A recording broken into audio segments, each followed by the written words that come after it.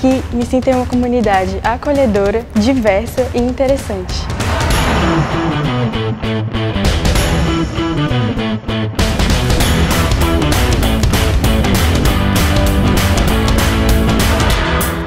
Eu gosto muito de sentar com os meus amigos, a gente conversa e compartilha as experiências que a gente teve ao redor do mundo. O que para mim faz diferença é ter professores que são totalmente acessíveis e que me ajudam a encontrar o meu caminho. O diferencial do DP não é só o que acontece dentro da sala de aula, mas as inúmeras atividades extracurriculares que enriquecem o aprendizado.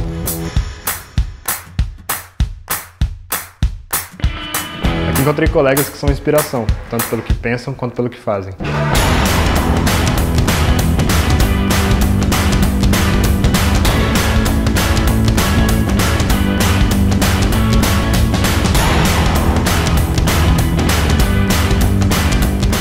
Por mais que seja um ambiente acadêmico, nós realmente nos importamos com as pessoas e com as aplicações no mundo real.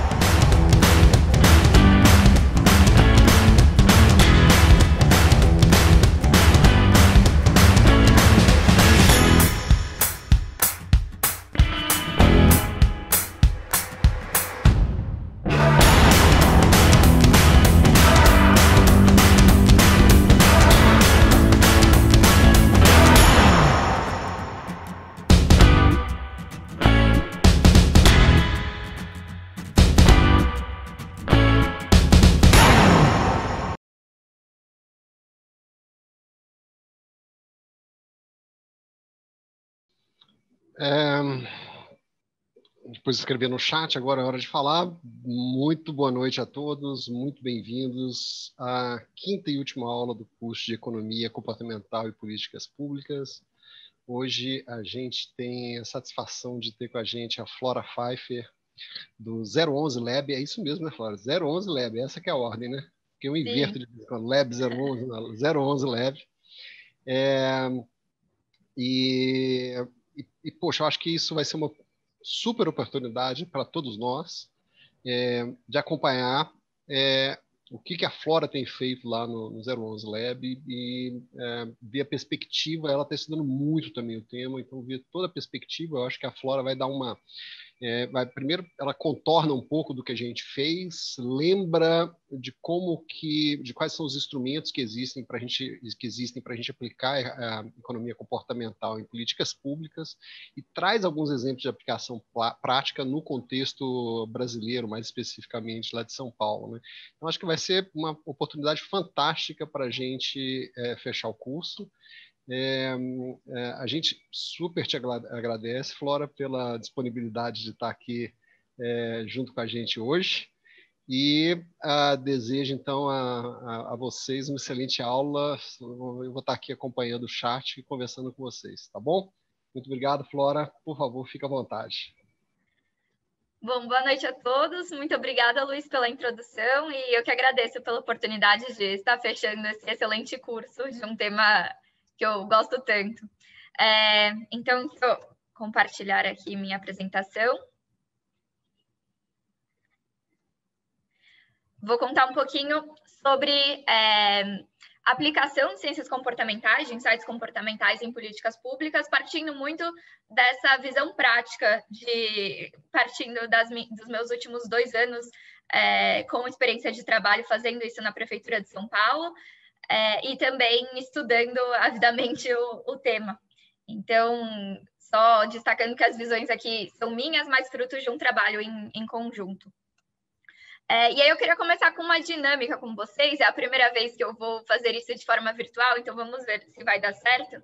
Queria pedir para todo mundo ligar as câmeras quando possíveis. Eu também tenho aquele recurso do Zoom de levantar a mão.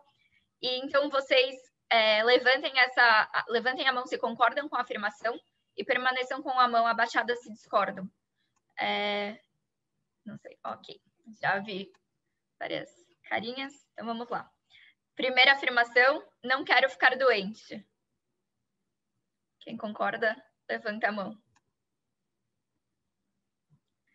Segunda afirmação, me alimentei de forma saudável essa semana, dormi bem e pratiquei exercícios físicos.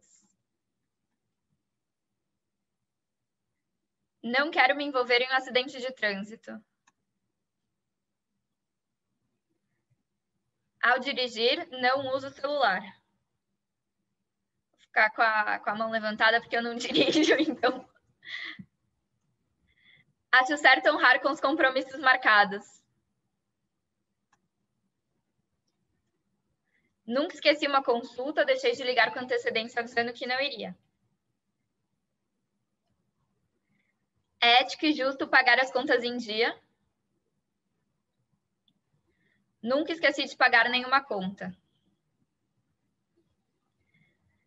Então, acho que essas perguntas, a princípio, podem parecer um pouco bobas, né? Um pouco, poxa, todo mundo passa por isso, mas é sempre uma reflexão interessante para a gente ver como nem sempre nossas intenções se convertem em ações, né? E por que isso não acontece, né? E entender um pouco, então, por que esses fatores não acontecem, como, o que faz com que as nossas intenções não se convertam em ações, e o que se implica em uma esfera social, principalmente quando você está pensando isso do ponto de vista de uma prefeitura, com políticas públicas que vão afetar cidadãos dos mais diversos grupos, é muito importante. É um pouco isso o que as ciências comportamentais em políticas públicas se propõem a fazer. Então, hoje o que eu quero conversar com vocês é qual a relevância das ciências comportamentais para políticas públicas, e acredito que muito disso foi tratado nas aulas anteriores, como esse tipo de organização surgiu no mundo de uma forma bem geral, e trazendo alguns exemplos de aplicação prática de casos, principalmente da Prefeitura de São Paulo e também alguns casos do Rio de Janeiro. E, por fim, algumas dicas de como aplicar, como, de fato, fazer esse tipo de processo e de projetos, com alguns aprendizados aí a partir dos erros e acertos. Então, queria começar contando algumas histórias inspiradas em encontros reais. Então, esse daqui é o Joel. O Joel, ele é o gestor da Secretaria da Fazenda, responsável por cobrar os impostos das pessoas. Então, ele que é responsável por enviar o processo da carta. E o Joel vê que todo mês tem uma parcela de pessoas que não paga no prazo, que esquece, isso vai gerar multas, enfim, uma série de consequências. Ele sabe que tem algumas pessoas que talvez optem por isso, por renegociar, mas ainda assim ele já tentou mudar as informações e fica se perguntando o que fazer para que essas pessoas paguem no prazo e entendam que isso vai evitar dor de cabeça futura. E essa é a Márcia. A Márcia, ela recebeu a carta avisando que ela estava com um pagamento de imposto em atraso, mas tinha acabado de chegar do trabalho, acabou deixando a carta em cima da mesa, numa pilha, a pilha foi crescendo e ela acabou esquecendo e, enfim, não pagou essa cobrança. Essa daqui é a Silvia. A Silvia, ela cuida dos agendamentos em um hospital público. E todo dia algumas pessoas marcam a consulta e não vão. Elas ficam se perguntando, poxa, mas se elas estão precisando, por que elas não comparecem? Por que elas, vendo a fila de espera, vê o quão mais fácil seria se essas pessoas ligassem para avisar e dessem a oportunidade da consulta para outras, já que elas não vão comparecer. E ela fica pensando de que forma que ela conseguiria educar, conscientizar esses pacientes a ligarem para desmarcar ou comparecerem nas consultas marcadas. E essa daqui é a Helena. A Helena marcou uma consulta, só que quando ela foi marcar, só conseguiu marcar para 3 semanas depois. Ela anotou no papelzinho, ela não tem agenda Google, não tem nada. Acabou perdendo o papel e esquecendo da consulta. Então, também como que a gente consegue unir aqui esses dois interesses? E, por fim, essa é a Cássia. A Cássia é uma enfermeira que cuida de ações de vacinação. E ela fica se perguntando em que lugar da cidade ela consegue fazer ações para fazer com que as pessoas vejam a importância e, de fato, se vacinem, né? Tirem um tempinho do seu dia para se proteger e fazer essa ação que é tão importante aí num ponto de vista social. E esse é o Everton. O Everton, ele chegou a ver na TV que era necessário tomar uma vacina de febre amarela ou de uma outra doença que estava aumentando em São Paulo. Mas ele trabalha, os postos de saúde só estão abertos no horário que ele trabalha, ele está sem tempo. E um dia ele viu que no parque estava tendo uma ação, mas ele estava com a família, não quis estragar esse momento prazeroso com algo não tão legal assim. E, enfim, também acabou não se vacinando. E outro par de interesses, né, que a gente fica pensando como juntar, como dar um empurrãozinho. 3 pessoas que eu apresentei para vocês são arquitetos de escolha. Então, de certa forma, eles têm o poder de mostrar para os cidadãos como as opções vão ser apresentadas em uma determinada escolha e desenhá-las de forma a encorajar uma opção que seja melhor para o ponto de vista da pessoa e para o ponto de vista social. Afinal, eles estão dentro de um governo, tem um objetivo de política pública a ser cumprida e tem, portanto, a legitimidade de incentivar essa opção. E muito disso vai, acho que no encontro um pouco da fala do Ricardo de ontem, né, que muitas dessas ações do governo, de como incentivar as pessoas a cumprirem um determinado comportamento, até então se basearam em incentivos mais tradicionais. Então, formas mais coercitivas, como uma intervenção financeira, vamos aplicar uma multa, vamos aplicar um subsídio para taxar esse comportamento ou incentivar, quando é o caso de ter fatores positivos para a sociedade. Ou então uma sinalização jurídica normativa, poxa, vamos colocar uma legislação ou punir ou proibir. Ou também entrar com uma ação de informação e educação, e muitas vezes com ações dessas 3 formas combinadas. Mas isso não é suficiente, né?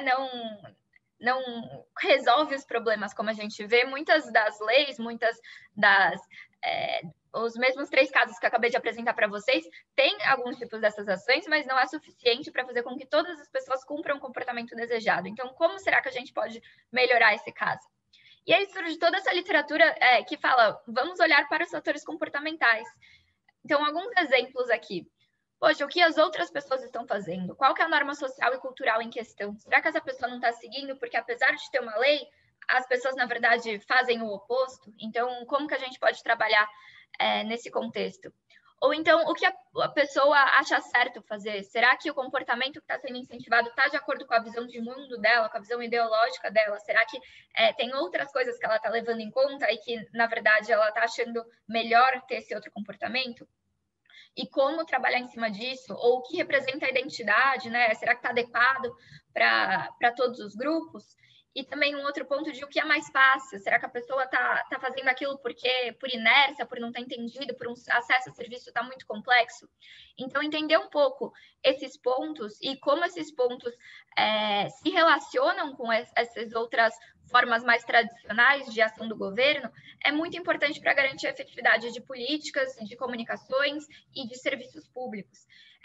Às vezes, como uma forma alternativa de intervenção, mas também, às vezes, combinando, né? Então, essas partes aqui, muitas vezes, ficam mais na agenda de formulação, talvez, de políticas públicas. Então, como as políticas são estruturadas em um primeiro momento, e aí, em todo o processo, a gente pode entrar com intervenções comportamentais para melhorar a forma que elas são implementadas e entregues. Então, às vezes, interagindo nessa primeira etapa, ou também complementando em etapas de entrega. E aqui eu queria mostrar um modelo teórico que eu acabo usando muito no trabalho para entender o comportamento. Ele chama COMB. Ele foi formulado pelo Center for Behavioral Change for Health. Então, ele fala que para a gente incentivar um determinado comportamento, são necessários 3 fatores. Capacidade. Então, será que a pessoa ela tem toda a informação, tem toda a instrução, ela entende e ela tem como fazer o que ela tem que fazer?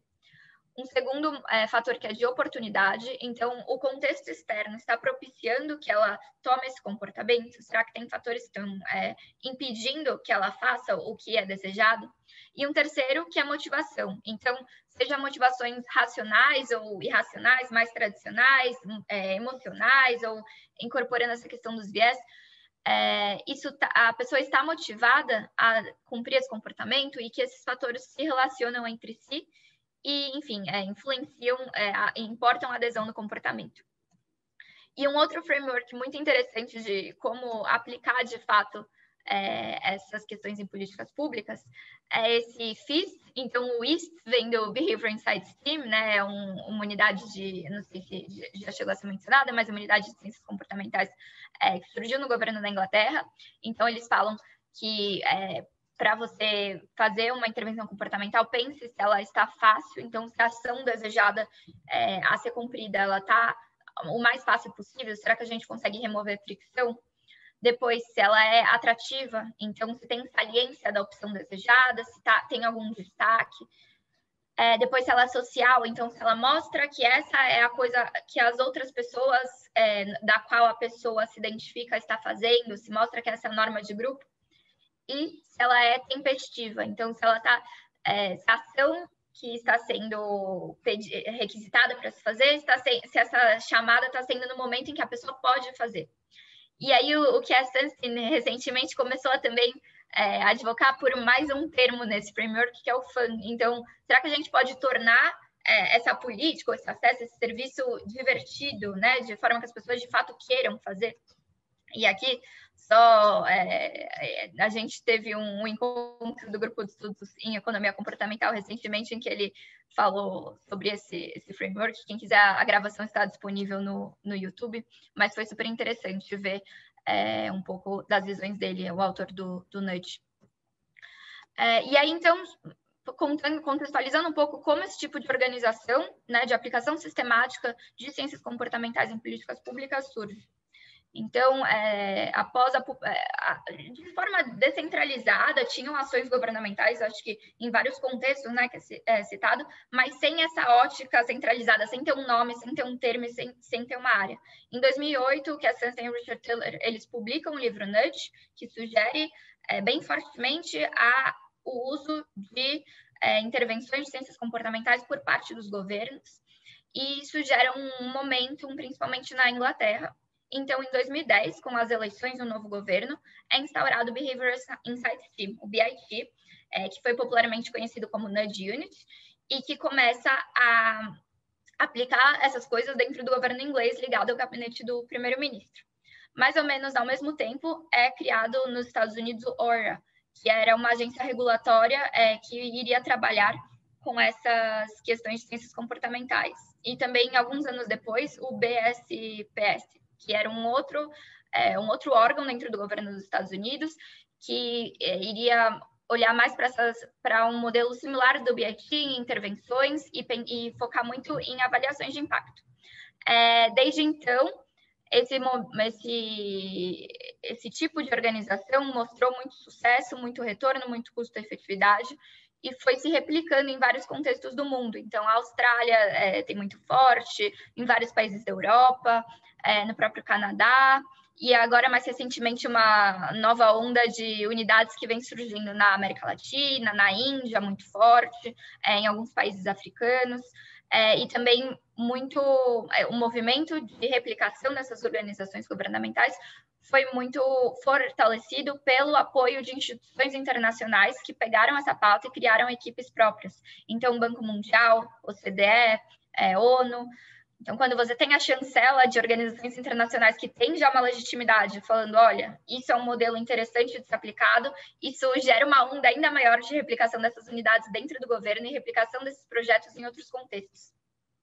Aqui no Brasil, pelo menos até onde vai o meu conhecimento, tem 3 unidades governamentais trabalhando com o tema de forma mais sistemática, né? Tirando projetos e secretarias que aplicam pontualmente em algum processo interno, mas tem o Nudge Rio, no Rio de Janeiro, o 011 Lab, que foi onde eu trabalhei nos últimos 2 anos, dentro da Secretaria Municipal de Inovação e Tecnologia da Prefeitura de São Paulo, e o Genova e a ENAP no governo federal, que acho que atuou muito em fomentar o tema, né, que é a construção de capacidades e criação de rede.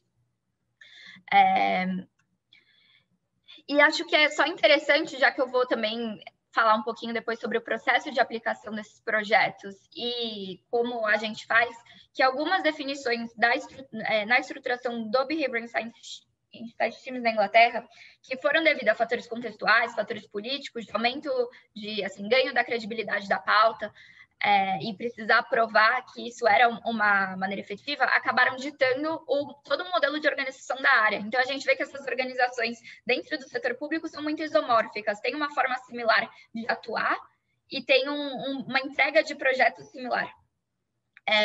Então, esses 3 fatores foram uma equipe pequena e com baixo orçamento, um compromisso com a avaliação das intervenções, então, muito próximo da agenda de política baseadas em evidência, experimentos de campo, e também uma sunset clause de que essa equipe precisaria atingir 3 objetivos em 2 anos, ou então seria fechada. Então, eles tinham esses objetivos de transformar pelo menos 2 áreas, disseminar o entendimento dentre os servidores públicos do governo inglês e recuperar ao menos 10 vezes o valor investido.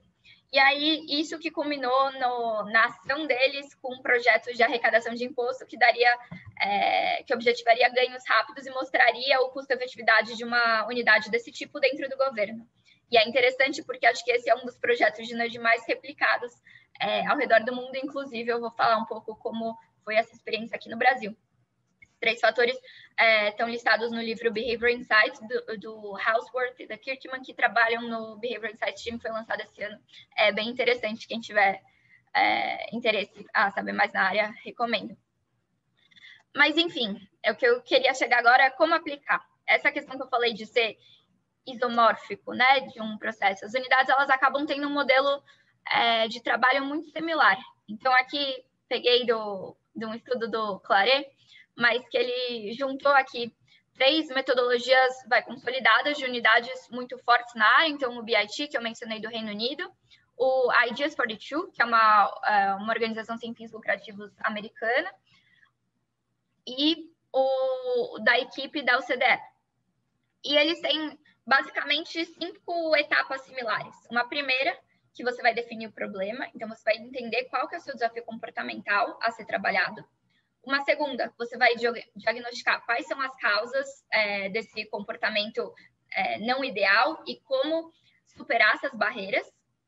Uma terceira, você vai prototipar as soluções, né, e fazer essa intervenção. Uma quarta, em que você vai estruturar um teste, e eu já vou entrar um pouquinho mais em detalhes sobre que tipo de teste que comumente se usa. E uma quinta, que com base nos resultados que você achou, se forem efetivos, você vai escalar essa intervenção inicialmente prototipada. Então, a gente pode ver que são muito similares e o que a gente fez aqui em São Paulo, o que é feito no Rio, segue muito esse processo, né? Então, é importante entender como se aplica isso dentro de políticas públicas, não só pegar os conceitos e ir aplicando, mas é um processo que dura uns meses para fazer esse tipo de projeto. Então, eu vou entrar um pouquinho etapa por etapa e explicar alguns aprendizados dessas etapas. A primeira lição aí, que é nessa parte de pactuar o projeto e definir o escopo. É muito importante fazer essa sensibilização dos atores que vão estar envolvidos, e nisso entra toda essa parte de mostrar qual é a relevância de ciências comportamentais, qual vai ser a narrativa utilizada, quais são os argumentos, tentar mostrar com exemplos de casos concretos como isso vai ser útil naquela organização e naquele processo. É importante também, nesse momento, ter conversas com várias equipes que vão trazer olhares diferentes ao tema, e aí você consegue mapear quais são todos os desafios e aí elencar quais são os desafios prioritários, entendendo vários pontos de vista, que talvez algum gestor que está longe do serviço não vai já saber de antemão. Também, dessa forma, você consegue entender qual é o desafio, mapeando o processo. Então, é bem importante refazer toda a jornada e ver onde estão os gargalos e qual vai ser onde você tem mais oportunidades de aplicação dessa intervenção comportamental. Como fazer isso? Análise de dados, sejam quantitativos e qualitativos, pesquisa de benchmark para ver como foi feito em outros lugares, interações, né, com a pessoa que é responsável por esse serviço. Então, naquela etapa, a gente consegue definir de forma ampla qual o desafio comportamental a ser trabalhado, e aí mergulha numa segunda etapa, que é aquela de imersão. Então, identificar qual é o desafio comportamental e quais são as causas e barreiras. Então, vamos supor, a gente definiu que o desafio comportamental é vacinação, fazer com que as pessoas se vacinem. Isso é um desafio muito amplo. Então, o que está levando as pessoas a não se vacinarem? Como isso afeta os diferentes subgrupos? Quais são as barreiras que podem afetar esse comportamento? E é importante notar que quanto menos se aplicado o desafio, mais é necessário investir nessa parte de imersão. Então, utilizar uma amplitude de métodos, né? Para entender o contexto, o processo, quem conhece diferente público, quais as diferentes pessoas, ir a campo e fazer, enfim, vários métodos de pesquisa, tanto qualitativa, mas também análise de dados quantitativos, para conseguir refinar melhor onde que se vai bolar essa intervenção. Depois passa para a parte de prototipar a solução, como eu falei. Então, acho que algumas perguntas-chave quais conceitos é interessante testar nesse contexto, partindo aí de um estudo da literatura de se algo já foi testado e o que valeria a pena, e também da pesquisa de imersão. Então, dada aquelas causas e barreiras mapeadas na etapa anterior, quais são as ferramentas que as ciências comportamentais me dá para resolvê-las? E o que eu acho que me dá, né? Porque por isso que a gente tem a etapa de teste. É importante destacar que tem vários campos de conhecimento dentro dessa área macro que a gente chama de ciências comportamentais, então, que podem ajudar a bolar melhores soluções. No laboratório era bem interessante que a gente tinha gente de design, ou eu tenho colegas da psicologia que sempre complementam aí com uma visão mais ampla. E uma outra discussão importante nessa etapa é como eu vou materializar esses princípios. Então, acho que vocês já viram até agora, né? Tem o princípio da norma social, o princípio da escassez, o princípio da reciprocidade. Você tem uma teoria, mas como você vai transformar isso em um serviço, em uma política? Se eu colocar isso numa forma de carta, provavelmente vai ter um impacto diferente do que um SMS. E se eu colocar uma imagem na carta, será que essa imagem se traduz no princípio? Ou será que está despertando um outro sentimento no meu público-alvo? Então, essas são discussões super importantes que, às vezes, os próprios cientistas comportamentais não sabem responder por si só, né? É importante ter uma visão de um designer ou de alguém em comunicação, de como a gente vai pegar esses ensinamentos teóricos e, de fato, transformar em algo, e considerando aí as variações possíveis para materializar esse tipo de teoria e de ferramenta. E aí, acho que uma coisa bem importante é a importância de fazer esses ciclos rápidos de interação. Então, prototipar uma primeira versão, fazer uma rodada com público-alvo, com a sua própria equipe, com feedbacks da área, ou tentar fazer um grupo focal, algo mais estruturado, para assim ir refinando. Acho que todos os projetos que eu presencialmente participei, nunca uma solução saiu pronta das primeiras reuniões. Era um processo de semanas até chegar na versão final, com muitas idas e vindas. E aí passamos para a quarta etapa, que era aquela questão do teste. O teste, eu não sei o quanto isso foi comentado nas outras aulas, mas acho que vai ser importante para entender um pouco os casos que eu vou mostrar. Nessa área se usa muito experimentos de campo, ou experimentos aleatórios controlados, da sigla do inglês RCT, que inclusive foi o porquê a do Flow, Kremer e Banerjee ganharam o Nobel de Economia do ano passado. Então, explicando um pouquinho a lógica desses estudos, você pega o seu público-alvo, então vamos supor, os contribuintes que vão pagar o IPTU. Você sorteia eles em grupos, e é muito importante sortear, porque do ponto de vista estatístico, isso que vai garantir que tenha um certo equilíbrio entre os seus grupos, então que tenha homens e mulheres, pessoas ricas e pessoas pobres, pessoas físicas, pessoas jurídicas, pessoas da Zona Sul e da Zona Norte. Então, você sorteia eles em 2 ou em mais grupos, dependendo do número de intervenções que você vai ter. E depois você, por conta desse sorteio, você consegue comparar os resultados em um mesmo momento de tempo, e aí você consegue afirmar que a diferença entre os grupos de quem recebeu o tratamento... eu esqueci de falar essa parte, mas um grupo recebe a sua intervenção e o outro grupo não recebe, é o que a gente chama de grupo controle. E aí eu consigo comparar essas duas pessoas em um mesmo momento de tempo. Então, quem recebeu a minha carta, o meu SMS, ou qualquer que seja a minha intervenção comportamental, e quem não recebeu. E eu consigo ver que a diferença do comportamento vai ser única e exclusivamente devida à minha intervenção. E aí aqui eu trago alguns pontos de atenção que são sempre importantes, mas o primeiro é que o comportamento ele não é uma ciência exata, né? A gente está tendo hipóteses de como as pessoas podem se comportar ou estão se comportando nesse contexto, e pelo que a gente viu, o contexto importa muito. Então, por isso que é muito importante fazer o teste, principalmente quando você tira conclusões de estudos que foram feitos em contextos muito diferentes. Esse teste, talvez a intuição possa até parecer simples e fácil, e é mesmo, mas ele pode ser um pouco complexo de desenhar, né? Para você chegar em resultados rigorosos, para você garantir que as suas amostras aí estão equilibradas, que seu grupo de sorteio, que o seu sorteio realmente funcionou. Então, quando for aplicar, é importante ter uma equipe assim tecnicamente capaz, né? Que de fato entenda, para não chegar em conclusões falsas, em especial quando você está numa posição governamental e as suas conclusões vão afetar a vida de pessoas.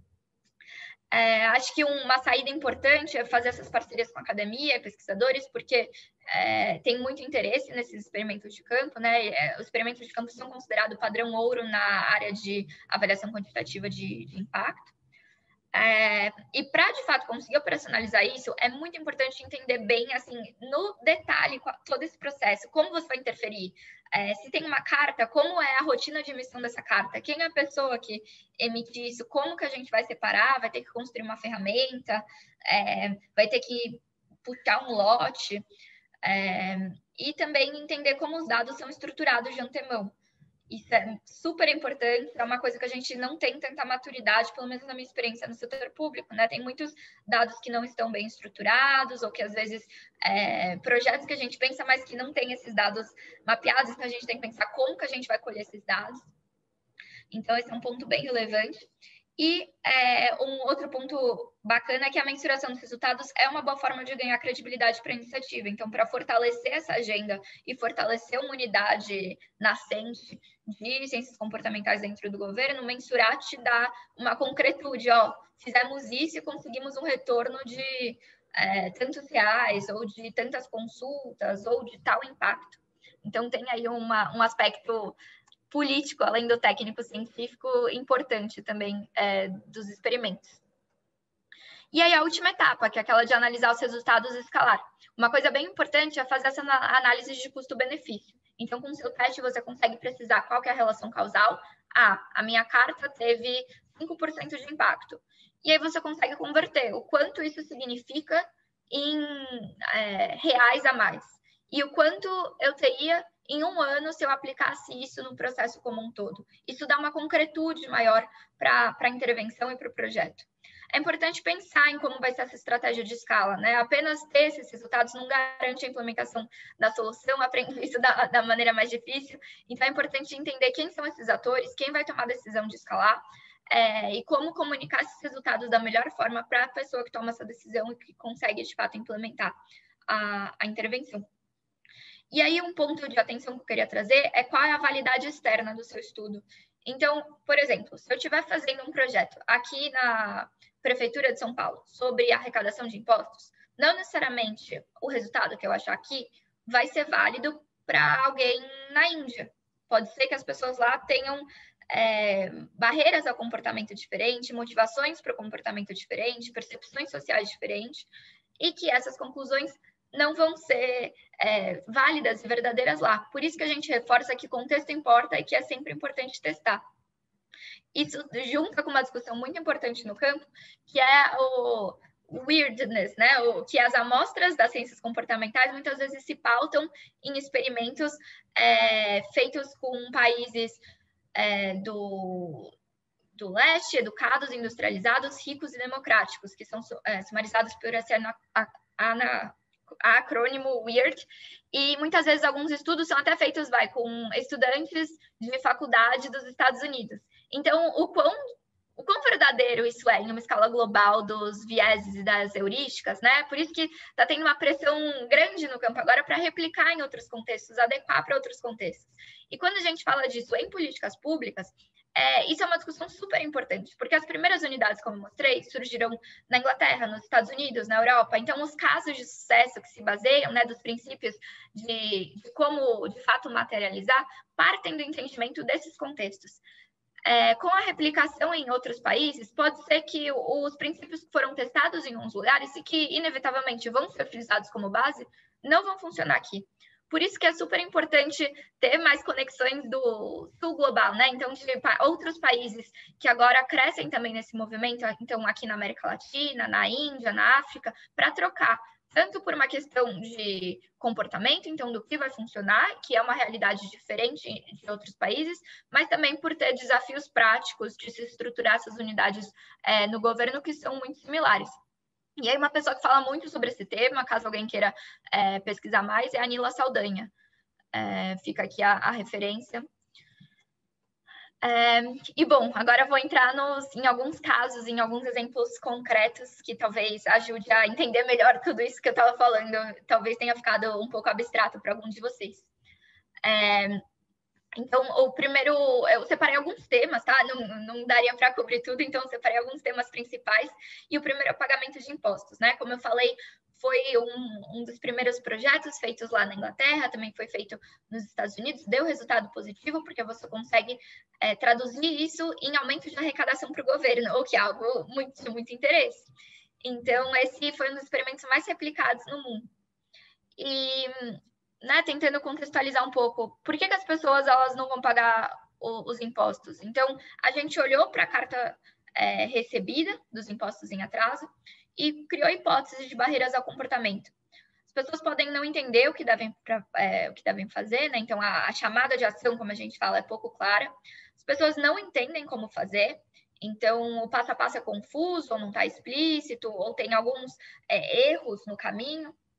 As pessoas deixam para depois, então tem pouco senso de urgência, a carta incita pouco senso de urgência, não destaca o prazo. Ou as pessoas não sabem, aqui no caso específico de São Paulo, né, mas as pessoas não enxergam as consequências, então não entendem o que é o termo técnico, jurídico que vai acontecer com elas. Além disso, é importante citar que tem causas estruturais, né, pode ter pessoas que não vão pagar porque não tem dinheiro para pagar, ou porque escolhem renegociar a dívida, e isso muito dificilmente vai estar na margem de influência de uma intervenção comportamental. Então, assim, é importante dosar expectativas, que as intervenções comportamentais, certas intervenções comportamentais, e a depender do caso, elas vão trabalhar com uma margem de pessoas que podem, né, que acham essa a melhor opção para elas, mas que por algum fator comportamental não estão seguindo esse comportamento. Mas não vai resolver o problema 100%, é mais uma parte do quebra-cabeça. E aí, na literatura,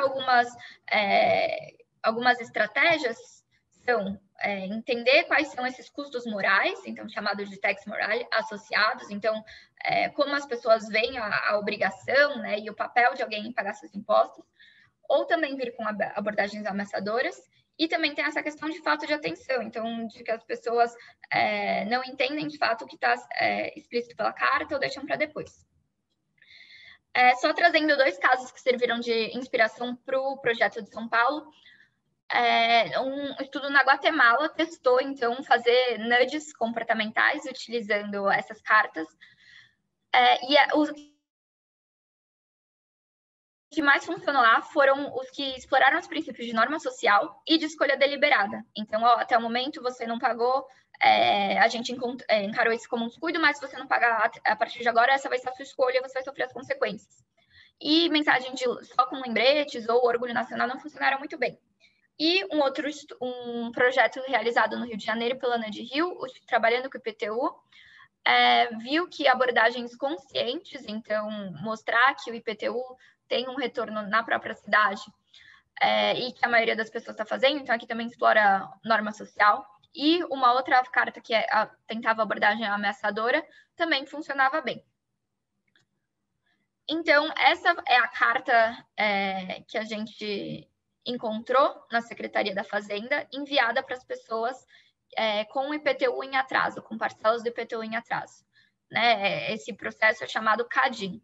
Então, a pessoa recebe essa carta e, se ela não pagar em 30 dias, ela entra para o CADIM, que é o Cadastro Informativo Municipal, que é um passo antes da dívida ativa. Como vocês podem ver, a carta é cheia de texto, dá uma certa preguiça de ler, tem muitos termos técnicos, uma letra pequena.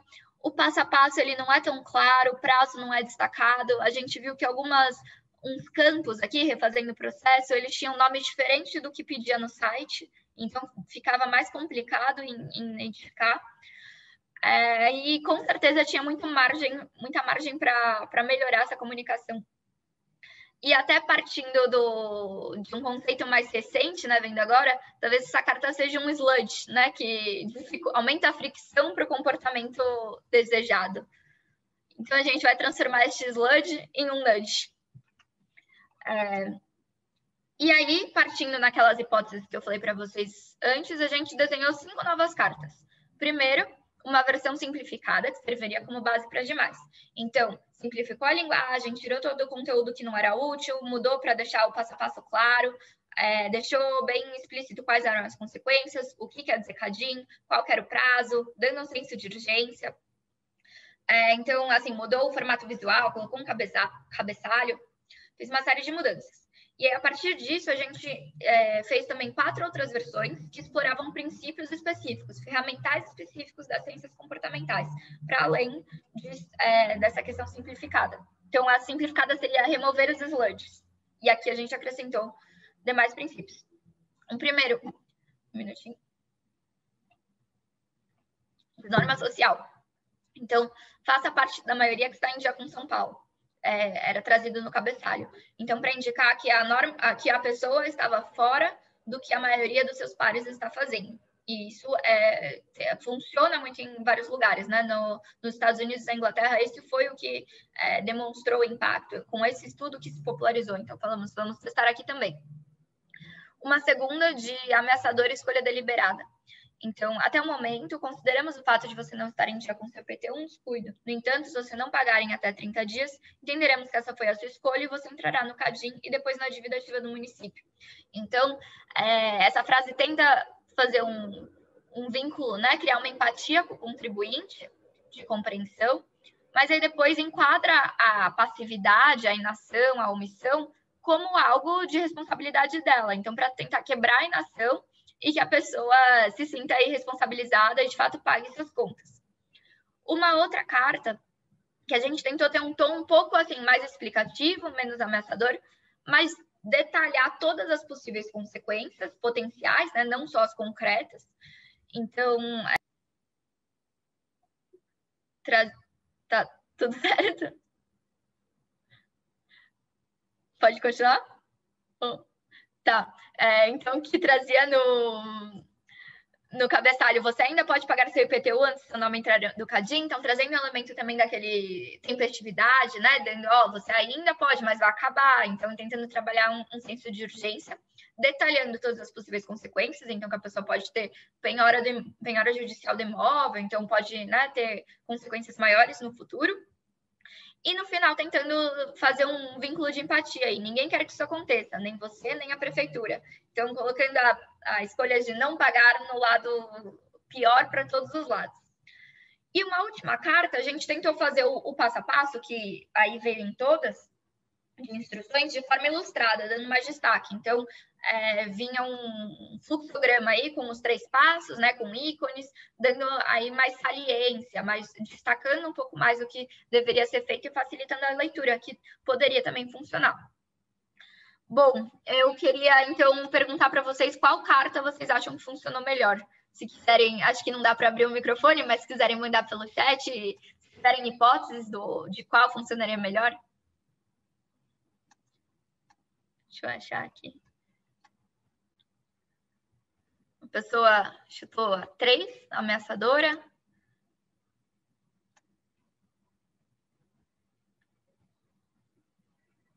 A última, saliência.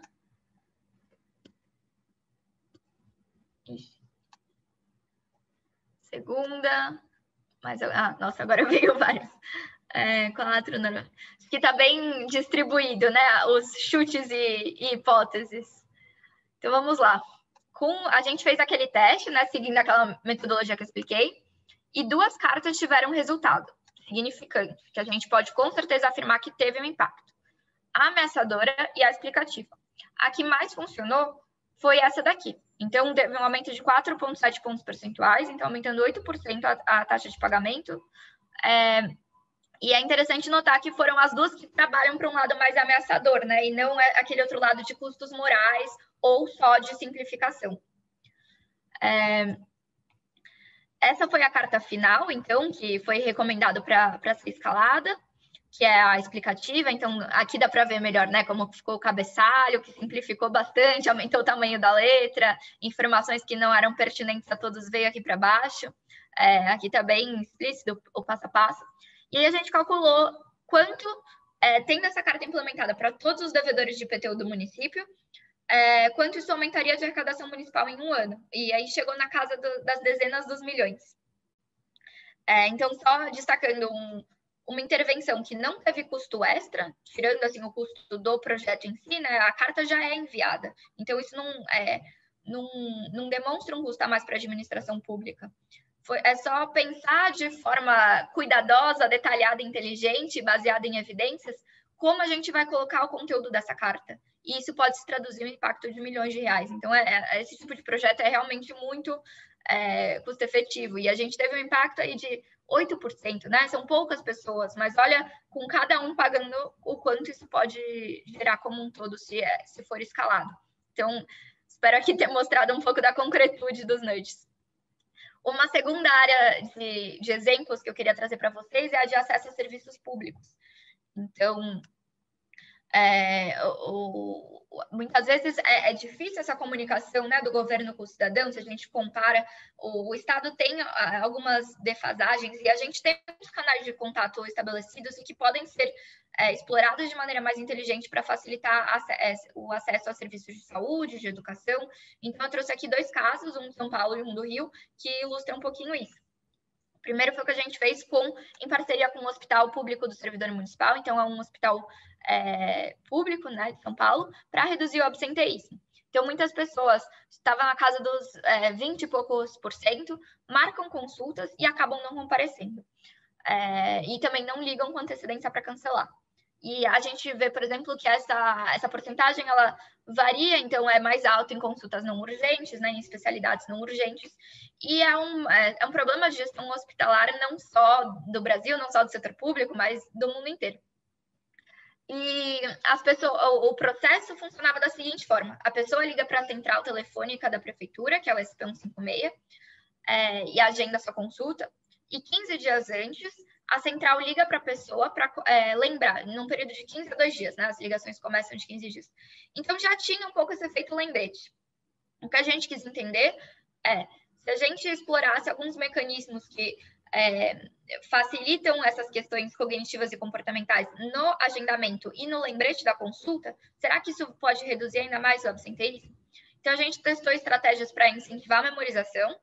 Então, o atendente falava, enquanto eu registro a solicitação aqui no sistema, que anteriormente só ficava mudo por um tempo, você pode pegar papel e caneta para anotar? Um segundo, que tentar criar algum tipo de vínculo de responsabilidade. O senhor liga para a gente se tiver que cancelar? Também reduzir o esforço mental para o planejamento. Então, por exemplo, a gente vê em estudos que muitas pessoas faltam nas consultas porque é o dia do rodízio. Será que se elas soubessem qual é o dia da semana, na hora que elas estão marcando, isso vai evitar erros na hora de marcar? Então, a senhora vai conseguir estar aqui na data, dia da semana e hora, no lugar de só falar a data e a hora? E também, um outro que a gente tenta aumentar é a motivação de comparecer. Caso o senhor não venha e não ligue para cancelar, está retirando a vaga de outra pessoa que precisa, então compareça. E aí a gente testou também esse novo script nesses 2 momentos de ligação. E o que a gente viu foi uma redução de 1,8 pontos percentuais, então de 12% no absenteísmo em relação ao script antigo telefônico. E aí, 1 ano, isso se traduziria em 2.500 a mais consultas só neste hospital. Então, imagina o potencial em replicar para todas as outras UBSs e hospitais de São Paulo. E aí, aqui trazendo um caso dos colegas da NUD Rio, que foi similar, assim, na questão de acesso aos serviços, envolvendo a matrícula escolar online.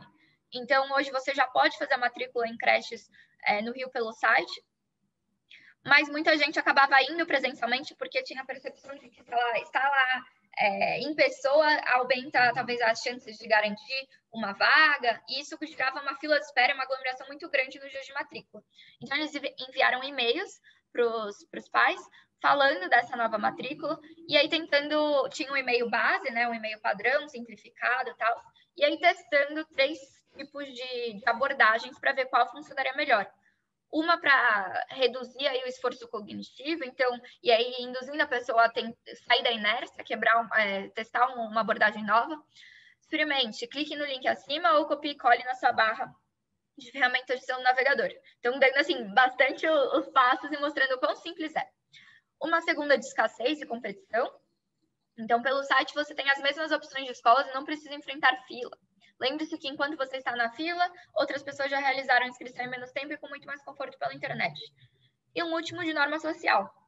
Então, você sabia que cada vez mais pessoas fazem matrícula de seus filhos das escolas na Prefeitura do Rio de Janeiro? Acho que isso é interessante notar, às vezes, quando a norma social não está muito a favor, né? Então, tipo, quando não é mais de 50%, ou quando a gente não acha que a norma vai afetar a percepção das crenças positivamente, é interessante usar essa norma social crescente. Então, cada vez mais pessoas, ou que isso é uma tendência de crescimento, também tem casos que mostram que pode funcionar. Mas, enfim, só um detalhe. E aí eles testaram essas 3 estratégias e viram que a que melhor funcionou foi essa primeira, de redução de esforço cognitivo, talvez a mais simples, e aumentou em 14 pontos percentuais na melhor versão, então de 20% para 34%. E essas 2 aumentaram também de 25% para 23%, mas se eu não me engano só essa foi significativa, em comparação com o e-mail básico. Então, essas 2 também mostram, né, como melhorar esses canais de contato, então entender o processo como um todo, mapear quais são os pontos de contato do governo com o contribuinte, quando ele talvez, com o contribuinte não, com o cidadão, e quando ele vai estar mais propenso a fazer o comportamento desejado. E, quando necessário, inserir canais de contato, então, poxa, às vezes a pessoa marca a consulta nesse dia e não tem nenhum lembrete. Às vezes, um simples lembrete funciona.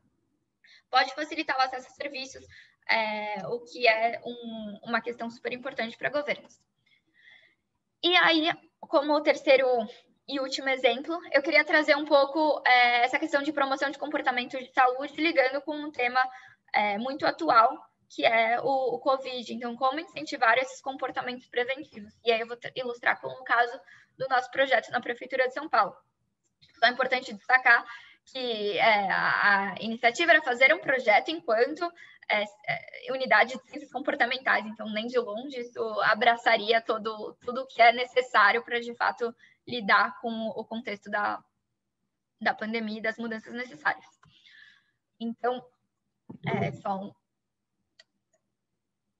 o projeto tinha o desafio de auxiliar, né, ou aumentar a adesão de comportamentos preventivos, então como manter a distância e usar máscara. E a gente fez um piloto enviando 4 SMS para as pessoas, pensando naquele modelo inicial que eu apresentei para vocês, o Combi, de informar, instruir e motivar.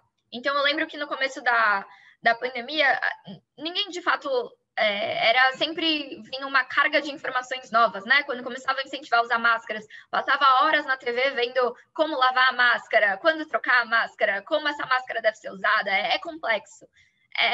Apesar de ser um comportamento, em tese simples, é algo difícil.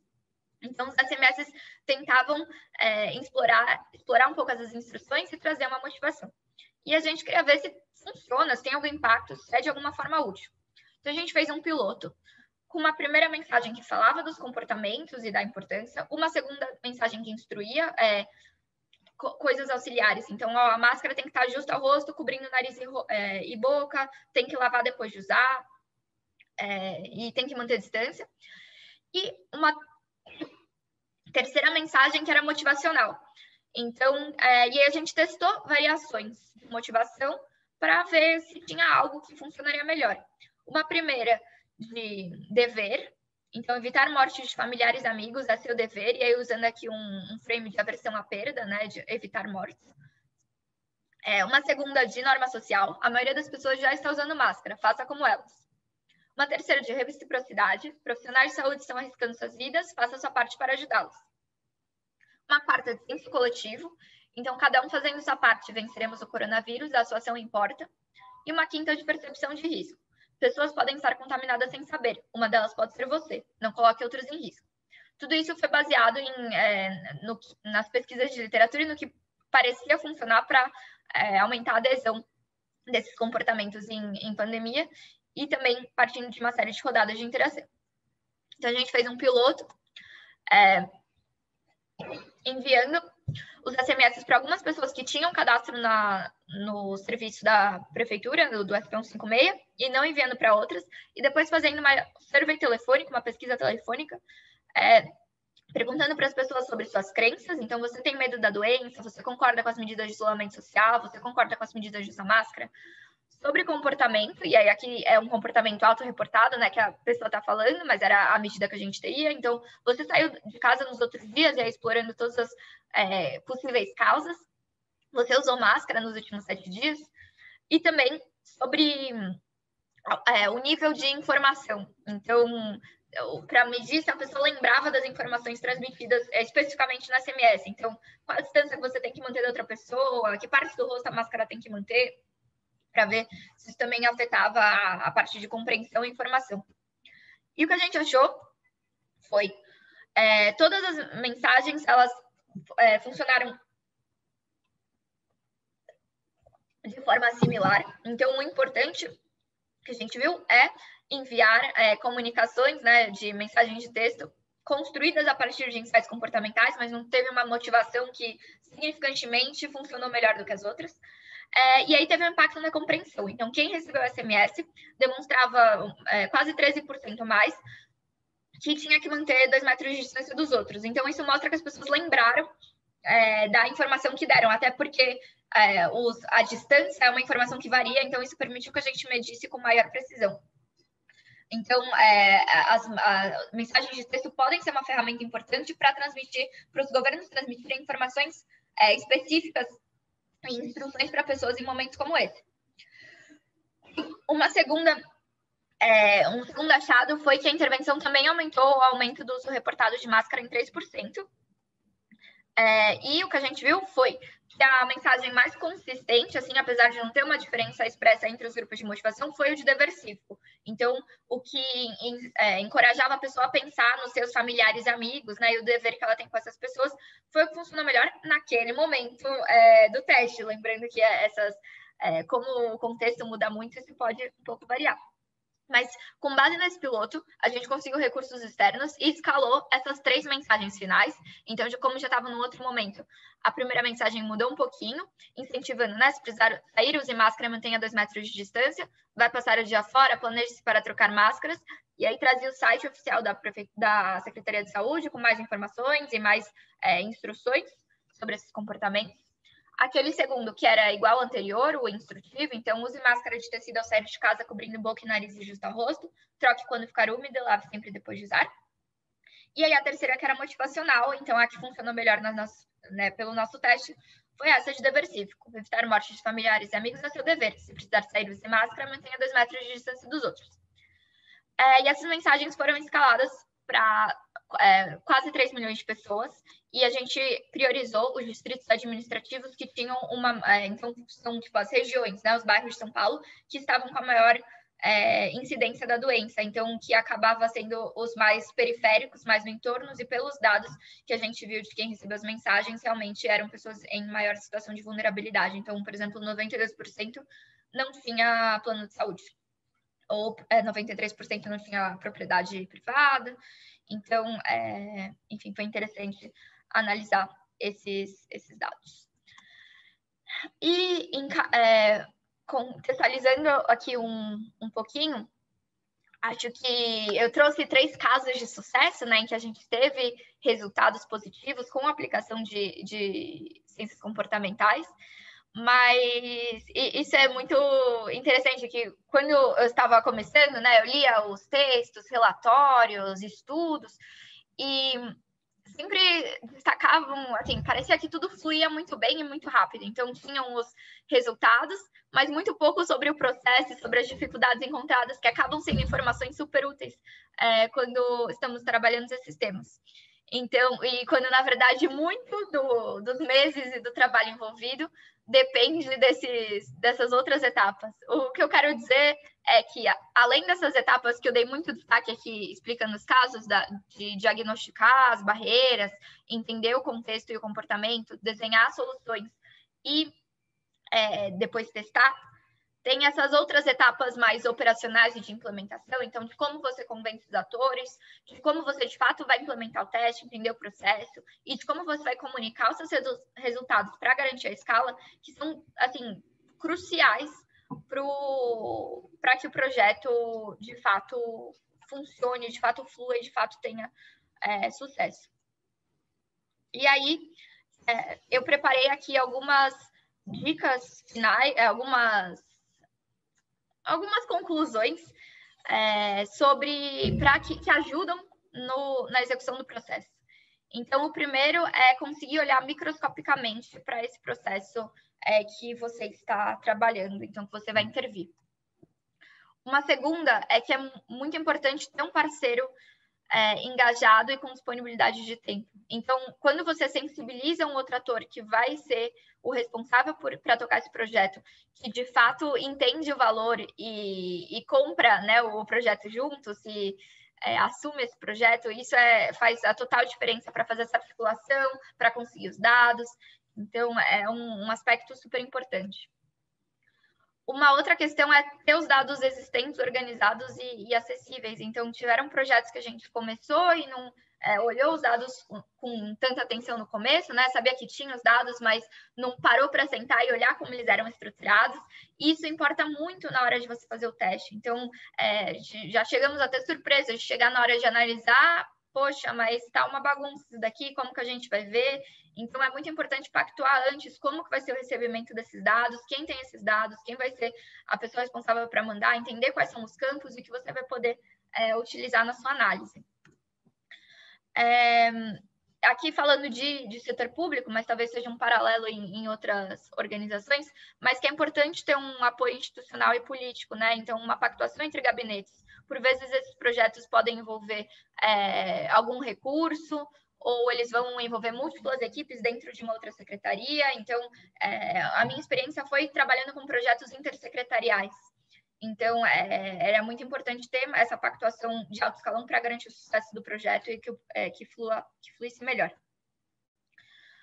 Uma outra questão, e essa é um ponto de atenção mais do que uma restrição, é que seja um processo permanente, não algo urgente ou esporádico. Então, tive experiências em que a gente começou um projeto que era uma super prioridade para a secretaria naquele momento, mas projetos de ciências comportamentais levam um certo tempo para fazer todo esse processo que eu comentei com vocês. Então, por exemplo, chegou na hora da gente testar a nossa solução, aquilo já não era mais uma prioridade e foram meses de trabalho por água abaixo, assim, né? Então, é importante identificar um desafio comportamental que seja relativamente estável, porque você não tem uma agilidade tão grande, ou então adequar o seu projeto para que tenha essa agilidade, mas adequar os cronogramas aí. E uma última lição é saber quando e como abandonar um projeto. Então, muitas vezes pode ter isso acontecendo, né? Projetos que a gente começa, hipotetiza que tem um desafio comportamental lá com uma causa comportamental, mas de repente acaba vendo que a causa é estrutural. Na verdade, é que o sistema é ruim, ou que as pessoas realmente não conseguem ou não querem fazer aquele comportamento. E aí não vai ter tanta margem de atuação da sua intervenção.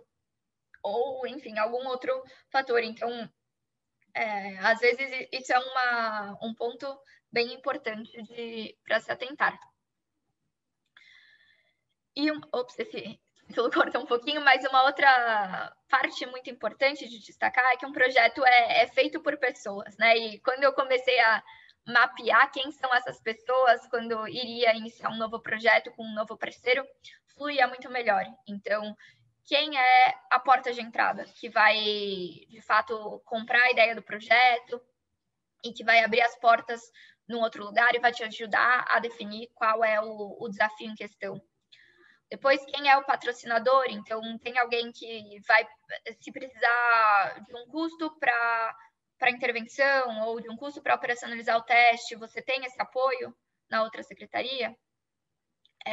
Quem é o dono do problema? Então, quem é a pessoa que está lá todo dia responsável, que pensa nisso, que vai ter uma série de lições e histórias do que ela já tentou, o que já deu certo, o que deu errado, o que ela acha, o que ela vê, e que provavelmente vai ser o ponto focal do projeto, né? Vai ser essa pessoa que é o parceiro engajado, e que vai se sensibilizar mais para o potencial dos insights comportamentais. Tem também uma pessoa que pode, e às vezes a própria dona do problema, mas esse papel de articular. Então, um projeto ele vai envolver diferentes atores, diferentes pastas. Às vezes você está trabalhando numa coordenadoria, mas os dados estão na outra. Então, você precisa de alguém que conheça como se estrutura esse outro tipo de organização e que vai fazer os contatos. Tem uma pessoa que é fonte de dados, então como comentei antes, é super importante envolver essa pessoa no projeto o mais cedo possível. Então, em geral, a pessoa que tem essa base, sabe como ela está estruturada, vai ser responsável por passar o fluxo de informação. E aí tem muitas vezes servidores da ponta que vão ser quem implementa a intervenção ou que tem essa visão diária. E que também é super importante escolher, porque vai ser quem tem um contato direto com o cidadão e que talvez tenha insights super importantes de quais são as barreiras e quais são as dificuldades de fato encontradas no dia a dia. Então, acho que aqui, quando se fala em setor público, mostra que a gente precisa envolver diferentes partes diferentes níveis hierárquicos, né? Desde burocratas de alto escalão, como também de médio escalão e também servidores da ponta, para, de fato, fluir bem esse processo de projetos de insights comportamentais. Bom, esse era o meu último slide. Podemos seguir para as perguntas ou eu posso continuar a contar esses desafios de aplicar na prática.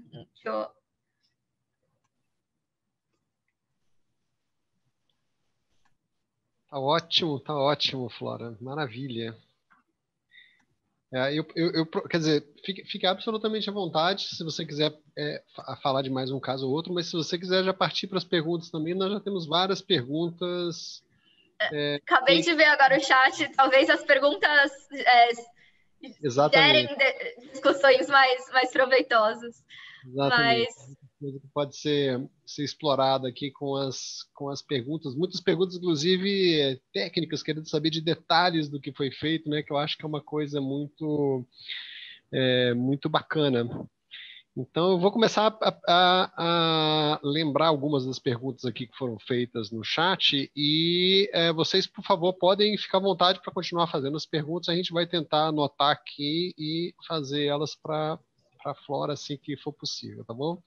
Bom, uma primeira observação aqui foi feita pelo José Alberto Brandão, de que a usina, que eu creio que seja a usina pernambucana de inovação em Pernambuco, foi recém-implementada com essa perspectiva também de adotar insights comportamentais na área de políticas públicas, e o IRIS, o Laboratório de Inovação e Dados do Governo do Ceará também. Então, acho que é um registro bacana para a gente ir acompanhando, né? O Carlos Nascimento fez uma pergunta interessante no caso da experiência do IPTU lá em São Paulo, né? Se vocês chegaram a colocar um QR Code na carta para a pessoa ir direto para o pagamento. Nessa carta a gente não colocou, acho que não era algo disponível no processo, mas tiveram outros projetos com outras cartas em que tinha um QR Code que a gente colocou. Então, nessa não, mas pode ser, né, uma questão interessante, porque você facilita o acesso. Tem alguma restrição em relação a que pode gerar fraude ou algo assim, se eu não me engano, mas eu não tenho completa certeza. Mas, assim, pensando do ponto de vista, simplifica o acesso, porque realmente digitar o site inteiro é uma fricção, né? É uma barreira ao comportamento. Bacana. Vamos ver aqui. Também sobre o projeto do IPTU em São Paulo, houve outras estratégias de contato com o contribuinte além da carta? Houve um contato por telefone, contato presencial, ou basicamente vocês trabalharam em cima da carta mesmo? Sim, acho que essa pergunta puxa uma discussão interessante, né? Que quando você está trabalhando no comportamento, tem todo um processo que o precede. Então, é importante você mapear o processo desde o ponto inicial e entender onde vai ser o momento de maior retorno, né, com maior potencialidade de intervir. Nesse projeto em específico do IPTU, o escopo pactuado era a revisão da carta, por até questões de, assim, era o primeiro projeto que a gente estava fazendo, então a margem de atuação era a revisão da carta por já ser um canal de contato estabelecido, então não teria custos extras de se colocar, por exemplo, contato presencial, falando de milhares de contribuintes, é algo inviável, ou por telefone, não tinha número, não tinha uma base com número de telefones. Então, como a gente operacionaliza isso? Ou ainda que se tivesse, e que uma estratégia complementar fosse, além da carta, enviar um SMS junto, e que é algo super interessante de se testar, né? Até tivemos conversas disso. Você tem um custo extra, você tem que pagar esses SMS. Então, por isso que, às vezes, pensando em como começar, é interessante mapear quais são com retorno mais rápido e mais fácil, né? Então, que canais a gente já tem implementado, que vai ser só uma revisão do conteúdo, mas sem um custo adicional de processo e sem um custo adicional de implementar. Mas, pensando assim em como resolver o problema como um todo, aí é super importante esse olhar do processo amplo, porque às vezes não envolve apenas esses pontos de comunicação, mas às vezes você consegue estruturar melhor a arquitetura de escolha de uma forma mais ampla. Então, pensando nos incentivos envolvidos, ou no momento que essa carta é enviada, ou será que algum serviço poderia vir antes, né? Ou, sei lá, o próprio site é difícil de entender, será que a gente consegue mudar esse site? Então, tem uma série de fatores estruturais que interagem com o comportamental e que você, pensando em efetividade, de fato resolver o problema, você precisa se atentar. Sobre isso, o Zé Alberto Brandão já tinha registrado aqui. Os sites das secretarias de finanças normalmente são, deixa eu ver o termo que ele usou aqui, péssimos. Exatamente. Muito bem, muito bem. Vamos ver aqui mais alguma pergunta aqui. Vamos ver aqui. Ah, tá. A Roxana perguntou se essas mensagens que foram postadas por meio de redes sociais, mas eu acho que foram todas via SMS, né? Quando envolveu mensagem, né? As mensagens foram, acho que eu falei, um caso por carta, né? Um por e-mail, um por ligação telefônica e um por SMS. Ah, perfeito, então. Maravilha. O Zé Alberto Brandão falando de sistemas automatizados de comunicação com o paciente, por exemplo, o iClinic, eu não conheço. E ele pergunta se isso poderia ser adotado pela prefeitura no sentido de resolver essa questão, né? E ele faz uma pergunta mais genérica a partir dessa observação, que é qual a importância de recursos tecnológicos nos estudos de economia comportamental? Eu não conheço esse iClinic, mas sistemas automatizados, então, pegando aí como exemplo, talvez, não sei se seriam esses bots de quando você recebe de uma clínica, né, de saúde, falando da consulta, eles, de fato, facilitam muito o processo, né? Se você receber no WhatsApp um lembrete da consulta, digite 1 para cancelar, é muito mais fácil do que você ligar para uma central. Então, isso, pensando naquela questão processual, isso pode facilitar, mas o escopo do projeto era outro, né? Era ver dos canais existentes como melhorar esse conteúdo. E aí, ligando com a segunda pergunta, com certeza, você ter recursos tecnológicos que facilitem, que tirem a fricção, que garantam uma entrega melhor de serviço. E aí, unir isso com a economia comportamental para trabalhar esses fatores além, né? Então, com recursos tecnológicos, você consegue simplificar ao máximo. O meu escopo de atuação para simplificar era deixar a instrução clara, era simplificar a linguagem, fazer com que a pessoa lesse aquela carta, mas eu não tinha margem de atuação para fazer algo mais estrutural. Mas ter essas outras ferramentas tecnológicas e combiná-las com esse conhecimento comportamental, de fato, pode gerar um impacto ainda maior. Acho que recentemente tem se falado muito, né, de combinar a economia comportamental com Big Data, com inteligência artificial. Então, se você tem uma ciência maior dos dados, se você consegue já produzir um conhecimento sobre isso, será que a gente consegue fazer nudges segmentados por subtipos da população? Será que a gente consegue ver que um tipo de mensagem funcionou melhor para a pessoa jurídica, um funciona melhor para a pessoa física, um funciona melhor para pessoas que têm uma dívida muito grande, um outro para quem tem uma dívida menor, e será que o meu sistema de envio de cartas permite que eu faça essa segmentação? Então, são hoje limitações estruturais para a aplicação desse tipo de projeto, mas que com certeza poderiam ser aliados muito grandes para potencializar mais essa ciência do comportamento. Perfeito. Eu vou saltar aqui para uma pergunta que foi feita pelo Bruno Costa. Na hora eu li Bruno Covas, eu falei, meu Deus, o prefeito está aqui.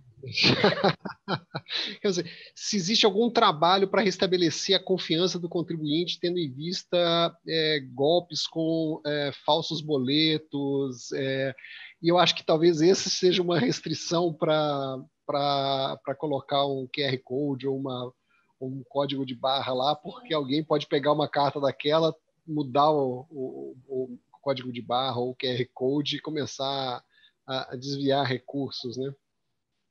Mas, sim, se eu não me engano, era algo nesse sentido. Acho que, assim, no meu entendimento, não que eu saiba, não da unidade de ciências comportamentais em São Paulo, e também não lembro de casos em outros contextos do mundo, em outras unidades do mundo, trabalhando esse desafio em específico, mas não sei dizer se por parte, por exemplo, da Secretaria da Fazenda, se eles não têm ações desse tipo, e acredito que é uma questão, então talvez seja algo trabalhado, mas do meu entendimento eu não sei, realmente. Maravilha. Vamos lá, que as pessoas estão participando bastante. Há duas perguntas, na verdade, do Leonardo Rangel. Celulares que receberam SMS foram de números que os cidadãos fizeram algum cadastro previamente, no caso desse experimento que foi feito na Prefeitura de São Paulo? Essa é a primeira pergunta. Em outras palavras, como vocês conseguiram os números dos SMS para fazer os experimentos? Sim, para o piloto, foi utilizada uma base dos cidadãos que já tinham feito o cadastro no canal de serviços digitais da Prefeitura, né, que é o SP156. Canal de serviço como um todo, na verdade. Então, a gente sorteou uma pequena amostra dentro dessa base, mas que também essa base era uma amostra pequena da população de São Paulo como um todo. E aí, o nosso anseio era atingir uma parcela maior da população. Por isso que quando a gente já tinha esses resultados comprovando algum tipo de impacto da intervenção, a gente conseguiu recursos externos e aí fez uma parceria com uma empresa de disparo de SMS que aí tinha uma base maior, então que era maior do que a nossa e conseguiu esse alcance maior. E vale notar que mesmo com essa outra base, a gente não conseguiu, por exemplo, atingir a totalidade de pessoas que moravam naqueles distritos, só as pessoas que constavam na base. Acho que isso é sempre uma restrição, né? Como conseguir contatar as pessoas. Exato. E também o Leonardo Rangel está, enfim, fazendo a associação, né, entre os experimentos da área de economia comportamental e toda essa discussão a respeito da avaliação de impacto em políticas públicas, né? E ele falou assim, da questão da validação externa, né, da validação externa. Se nos experimentos que foram feitos em São Paulo, houve algum esforço no sentido de fazer uma validação externa dos resultados, né? Assim, a gente tem uma consultora externa acadêmica que faz essas partes de análise de impacto, mas a gente não, e até era uma coisa, né, que a gente já levantou, que é interessante fazer essa validação também por outros parceiros externos, então para dar uma credibilidade maior. Até o momento foram avaliações realizadas pela própria equipe do programa e pela própria equipe do projeto, mas seria algo interessante de dispensar para dar uma maior credibilidade. Maravilha. O Pablo também nessa linha faz uma pergunta enfim, basicamente que metodologias foram utilizadas para avaliação de impacto das intervenções. Foram todas, até onde eu vi, todas foram experimentos aleatorizados, né? Sim. Como eu falei, sempre que possível a gente tenta priorizar esse tipo de método por ser o padrão ouro em avaliações de impacto, né? Por poder mais precisamente concluir que tem um impacto causal.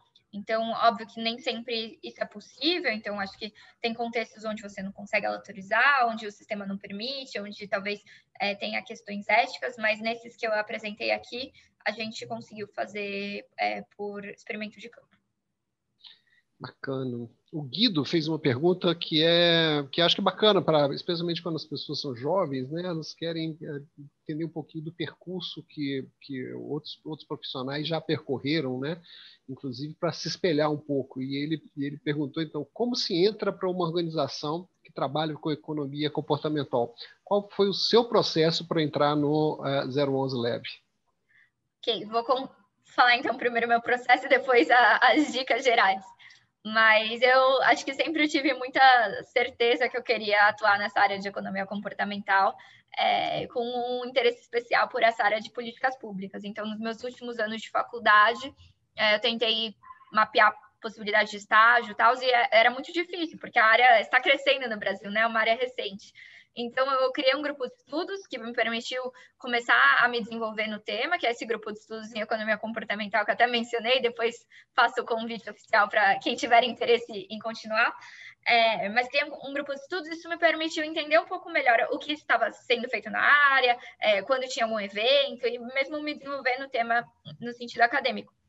Então, por meio disso, eu fiquei sabendo que tinha um evento que a ENAP estava organizando, de insights comportamentais em políticas públicas, em 2018, e eu fui lá, meio de curiosa, entusiasta da área, ouvi um pouco, e lá eu conheci gestores da Prefeitura de São Paulo, que trabalhavam no 011 Lab, que estavam interessados na pauta.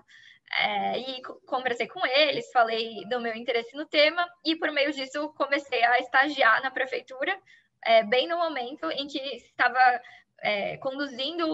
começando a pensar como se fazer esse primeiro projeto de insights comportamentais, que em sequência virou um programa. Então, entrei aí para ajudar, né, para compor o pequeníssimo time dedicado aos nudges, de estruturar esse programa e essa área. Então, depois de alguns meses eu entrei para um cargo em comissão, né, tempo total, e foi um pouco assim a minha trajetória. Acho que, como deu para ver naqueles slides, são poucas unidades dentro do governo que trabalham com esse tema de forma sistemática, né, que exclusivamente trabalham com isso. Eu acho que tem um caminho de tentar entender quais são essas, então 011 no Gil, essas duas de Pernambuco, como o colega colocou no chat, o próprio Genova, tentar ver quando de repente abre uma vaga e uma oportunidade. Tem algumas também consultorias, startups, empresas que estão mexendo com o sistema e acabam prestando serviços para o setor público. Então, às vezes é um outro caminho, ou então tentar... acho que também é um caminho, né? Estando dentro de uma organização, de uma secretaria, como aplicar isso no processo em que você trabalha. Então, às vezes, não entrar para uma organização exclusiva disso, mas entendendo como trazer esse olhar para o ambiente em que se está também é um caminho interessante. Bacana. O Bento fez a seguinte pergunta: se nos municípios da Grande São Paulo e até em outras regiões do estado de São Paulo, a gente está assistindo também a uma utilização dessa abordagem dos insights comportamentais na área de políticas públicas. Você tem algum conhecimento nesse sentido, Flora?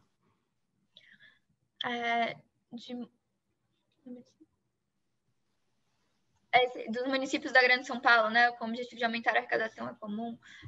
Não que eu assim, já conversei com o pessoal da Prefeitura de Jundiaí, se eu não me engano, mas eu não sei se de fato isso foi aplicado, e eu não conheço pessoalmente, mas pode ser que tenha.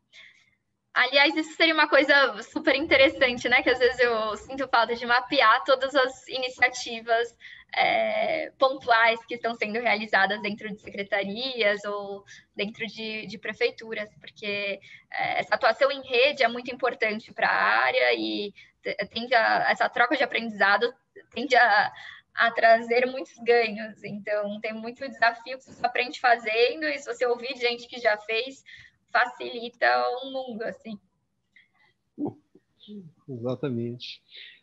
O Júlio César fez uma pergunta sobre o uso dos insights comportamentais relacionados a programas de compliance estatais, né? ou seja, a utilização de insights comportamentais nessa área de controle mais, né? Então, você tem alguma reflexão até baseada nos estudos que vocês fazem? Sim, acho que, assim, na prefeitura a gente não atua nesse tema, mas, se eu não me engano, a CGU tem projetos para estar nesse tema, né, envolvendo insights comportamentais, e também tem um estudo que foi feito no México, aí com a colega Margarita Gomes, não sei se alguém já ouviu falar dela, mas ela apresenta esse estudo em geral, que eles fizeram com os servidores públicos, que tem esse desafio de que chega a época perto de Natal e tem esse hábito de dar presentes, senão eles não podem receber presentes. Então, fizeram um estudo enviando e-mails e aí testando diferentes motivações dentro desse e-mail para aumentar o compliance, e teve resultados positivos. Eu não consigo dar tantos detalhes, mas atuaram exatamente nessa área com esse escopo. Bacana. E aí, para o Júlio, eu também faço a indicação do trabalho da OCDE de 2018, que é Insights Comportamentais para Integridade Pública, Behavioral Insights for Public Integrity, que você acha fácil aí na internet e está relacionado a essa sua área de interesse, Júlio. Isso é bacana, né? Vamos lá, então. Tá, o Zé Alberto Brandão, acho que ele faz uma pergunta enfim, relacionado ao processo, né? Como você conquista apoio dos stakeholders, né? Se você poderia mencionar mais algo que tenha acontecido em algum projeto ao qual você tenha trabalhado, né? O quão é importante você conquistar, ele usa essa palavra, conquistar esse apoio dos stakeholders. Acho que isso é um dos principais aprendizados, né? Então, qual é o momento de envolver as pessoas, por exemplo, de alto escalão? Quando a gente está iniciando ou quando já tem algo um pouco mais concreto para se apresentar? Um pouco da minha experiência é que o que ajuda é tentar traduzir em termos assim, o mais tangível possível em como as ciências comportamentais pode ajudar naquela área de interesse.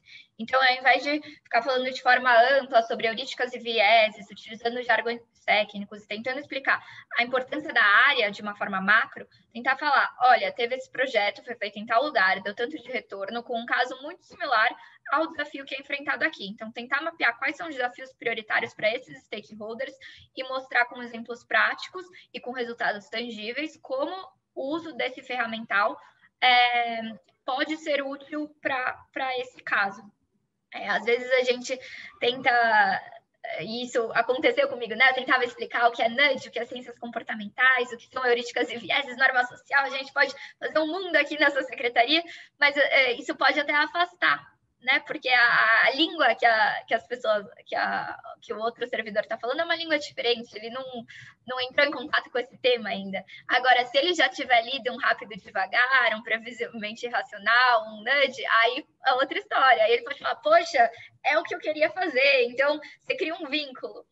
Então, depende também um pouco dessa leitura, né? De identificar quem é o parceiro e quem é esse stakeholder que você está tentando sensibilizar.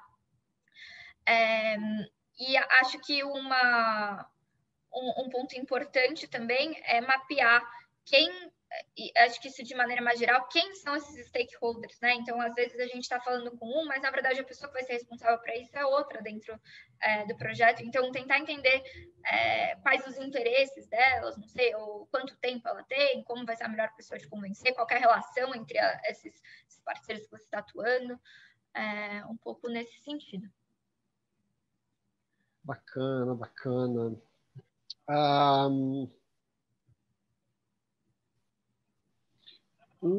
A Roxana pergunta, no caso do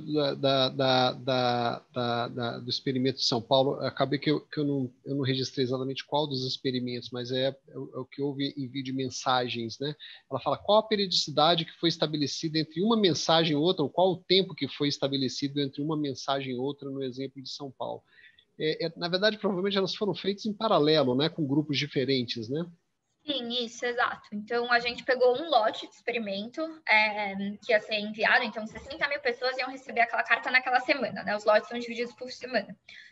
Tirou uma amostra representativa dentro desse lote maior, e aí dividiu entre pessoas que receberiam a carta antiga e aí as pessoas que receberiam cada uma das versões da carta. Então, a gente comparou todo mundo no mesmo momento de tempo e fez só esse lote, já com resultados, para depois recomendar a implementação. Então, não foram feitos vários lotes. A gente conseguiu fazer tudo em um só.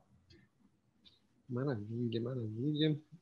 A professora Larissa menciona um estudo que também adotou nudges para reduzir absenteísmo no consultório odontológico no sul do país, e o resultado foi também de redução de 15% no índice de absenteísmo, né, o que é próximo do resultado que vocês obtiveram de 12%. E o José Alberto faz a seguinte pergunta: existe algum estudo sobre que adota abordagem comportamental em programas de qualidade de vida de servidores? Eu sei que agora, com toda essa mudança brusca para o teletrabalho, surgem estudos para tentar identificar como facilitar, né, esse processo de trabalho. Então, quais são os desafios comportamentais que os servidores, em especial, estão enfrentando, e aí isso vi grupos de pesquisa, tanto nacionais quanto internacionais. Então, autocontrole, organização do tempo, ou falta de interação social, ou também essa questão de qualquer outro. Enfim, aí tinha um outro desafio, eu li em alguns relatórios essas questões, eu vi muito focado nessa problemática, em outros tipos de... e também tem um estudo na África do Sul que fizeram para incentivar a prática de atividade física entre servidores. Às vezes, os servidores, eles são usados, talvez pela facilidade de canal de comunicação e como dados em alguns projetos, como o próprio... meios de estudo para comportamentos mais gerais que seriam interessantes de incentivar pela população como um todo, né? Então, incentivar hábitos saudáveis, redução do consumo de energia, incentivo à vacinação, esse tipo de coisa eu já vi. Mas acho que são esses, assim, alguns exemplos específicos. De forma geral, eu não me lembro de nenhum. Bacana. A Roxana esclareceu aqui que é no experimento do IPTU, exatamente, que foram enviadas cartas, na verdade, não mensagens, né? As cartas foram mandadas também todas ao mesmo tempo para os diversos grupos, ou houve intervalos? Sim, foram enviadas todas ao mesmo tempo. Todas ao mesmo tempo para os diversos grupos, né? Beleza, perfeito. E aí nós temos a pergunta aqui do Antônio Claré, que te dá os parabéns pela aula, e você poderia falar como outras abordagens empregadas pelo 011 Lab, como Design Thinking, a linguagem simples, se articulam com a abordagem comportamental? Sim, acho que isso é super relevante. Então, dentro desse projeto que a gente vai trazer um conhecimento de ciências comportamentais, dentro do próprio processo, outros tipos de metodologias são importantes para garantir que flua melhor. Então, por exemplo, na etapa de imersão, a gente está tentando entender como é esse processo e quem são as personas e pessoas envolvidas, né? Qual é o nosso público-alvo. Alguns métodos de design thinking podem ser super úteis. Então, fazer uma jornada de forma concreta, né? Uma jornada do usuário, ou personas, ou, enfim, tem aí uma infinitude de métodos que podem se complementar tanto nessa etapa de imersão, na verdade, desde o começo, de definição do desafio, de imersão, e também na parte de prototipação de solução. E aí a questão de linguagem simples, acho que é um básico em toda a comunicação que a gente está revendo, simplificar a linguagem. Então, se a gente quer que a pessoa entenda o que ela tem que fazer, essa linguagem tem que estar clara, não pode ter jargão técnico, não pode ter sigla, não pode, né, a frase tem que fluir bem. Então, o laboratório tem um programa de linguagem simples, que aí tem outras ações estruturadas, mas incorporar estes princípios de linguagem simples na revisão das cartas acho que um básico que sempre deve ser feito, né? Eu vi que houve uma troca de um termo numa das mensagens que vocês mandaram, da primeira vez que vocês mandaram para a segunda. E eu tinha estranhado o uso "se essencial sair" para "se precisar sair", que me parece uma coisa mais intuitiva, né? Sim, é exatamente isso. E às vezes, acho que essa construção de mensagens de texto é muito interessante, né? Porque em tese parece simples, são 150 caracteres, mas é um tremendo desafio você colocar tudo que você quer falar em 150 caracteres. Então, assim, começa de um parágrafo gigante, aí uma revisão para a gente cortando, aí às vezes tem uma palavra que é sinônimo que tem 3 letras a mais, e aí fica esses trade-offs palavras por palavra, substituímos, qual que tem um significado melhor, será que cabe o espaço? E aí, como eu mencionei, foram muitas rodadas de iteração dentro da própria equipe, com especialistas externos, e a cada rodada a gente via uma palavrinha para trocar, um termo que não estava funcionando bem, uma ordem de frases que precisava mudar. Então, o produto final é muito simples, né? Muito conciso, mas veio aí de muitas revisões, e acho que quanto menor, mais trabalho dá para você conseguir enxugar. Perfeito. Quer dizer, uma boa parte do nosso interesse na área de economia comportamental tem a ver com, enfim, entender os nossos próprios vieses como servidores públicos e como é que a gente faz para melhorar não apenas a reação dos beneficiários ou potenciais beneficiários das nossas políticas, mas como melhorar a própria efetividade da administração pública, enfim, lembrando que nós somos agentes comportamentais também, né? Aí a Marta faz essa pergunta se você tem algum conhecimento de experiência na aplicação de economia comportamental no sentido de facilitar a compreensão por parte dos servidores públicos de evidências de pesquisa científica na prática e na formulação de políticas públicas. Essa pergunta teve a participação do meu cachorrinho aqui, como vocês devem ter ouvido. Olha, Marta, eu não conheço algum caso concreto, mas eu acho que a gente assim, pode super olhar este problema como enquadrando, né, um desafio de ciências comportamentais. Então, você tem uma série de pesquisas que são escritas em uma retórica própria da academia, cheia de jargão acadêmico, que circula dentro de artigos que não necessariamente chegam no servidor que está lá aplicando e tomando essa decisão. Então, você olhar para esses fatores de, tipo, a tempestividade, quando a pessoa toma essa decisão, qual que é o momento que essa informação precisaria chegar nela? Será que tem canais que poderiam ajudar? A questão de simplificar. Então, se você tem um paper de 40 páginas, olha, eu gosto muito de ler paper, eu sou acadêmica, realmente assim, tenho pretensão de seguir carreira acadêmica, né, de fazer um mestrado, então eu gosto e fazia bastante isso. Mas às vezes eu precisava de uma informação rápida para fazer um PowerPoint, para apresentar para um outro parceiro uns casos que poderiam ser aplicados lá, ou de mapear quais as possíveis soluções que a gente podia usar. E aí tinha um paper de 40 páginas, sem ter uma parte resumida. Então, tentar pensar, né, em como deixar isso palatável e agradável à linguagem do servidor e dessa pessoa que está tomando a decisão é super importante, atrativo. Então, letras maiores ou formatos mais fáceis de digerir. E aí eu acho que o campo de ciências comportamentais, de economia comportamental como um todo, talvez tenha crescido tanto porque soube se auto-aplicar essas coisas, né? Então, você vê que é um campo que faz muito essa articulação com o setor público. Você tem plataformas que agregam de forma simples os estudos. Então,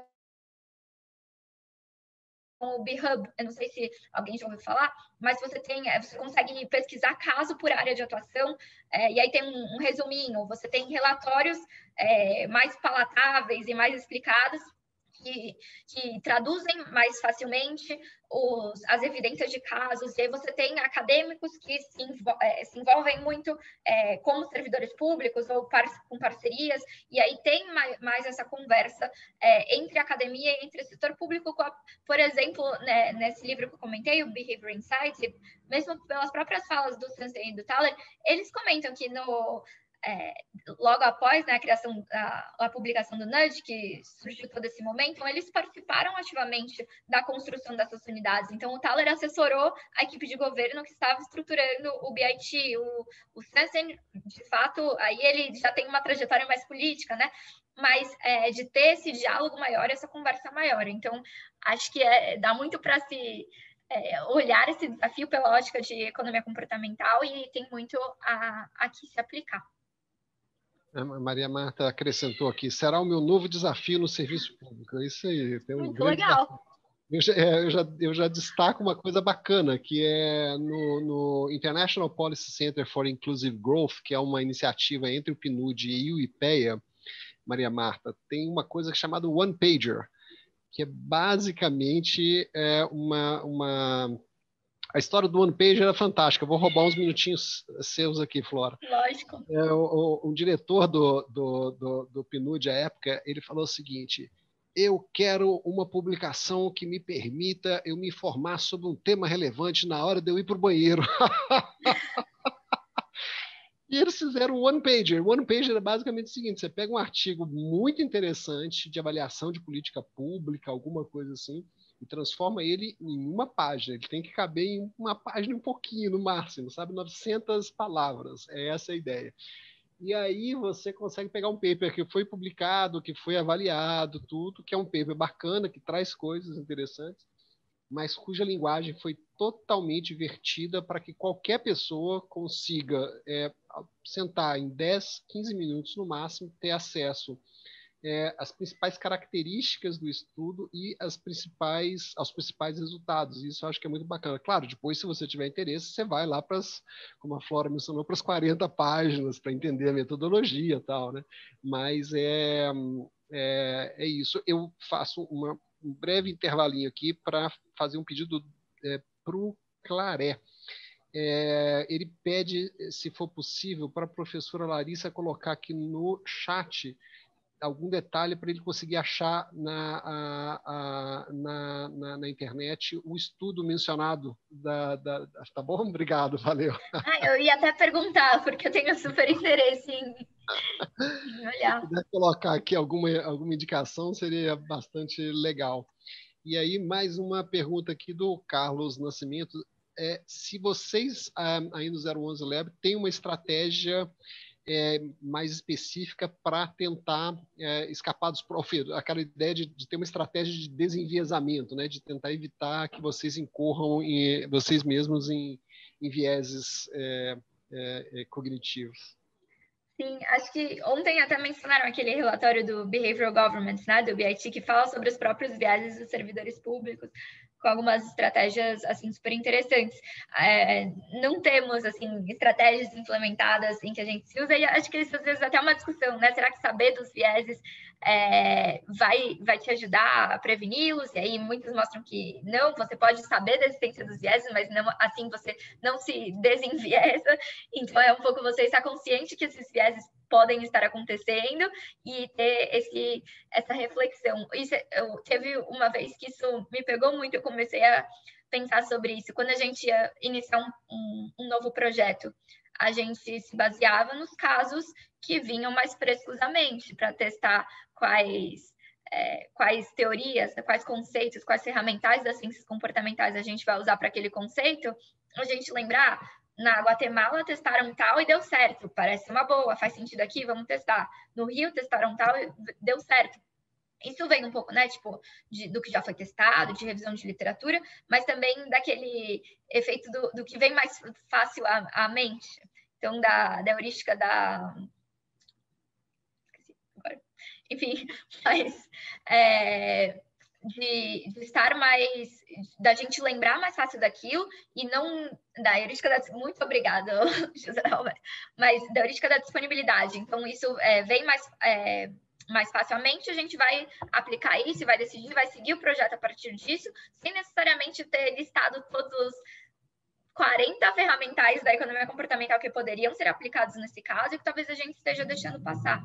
Então, por isso que é importante se atentar para esses pontos, para tentar estruturar ferramentas que te gerem processos mais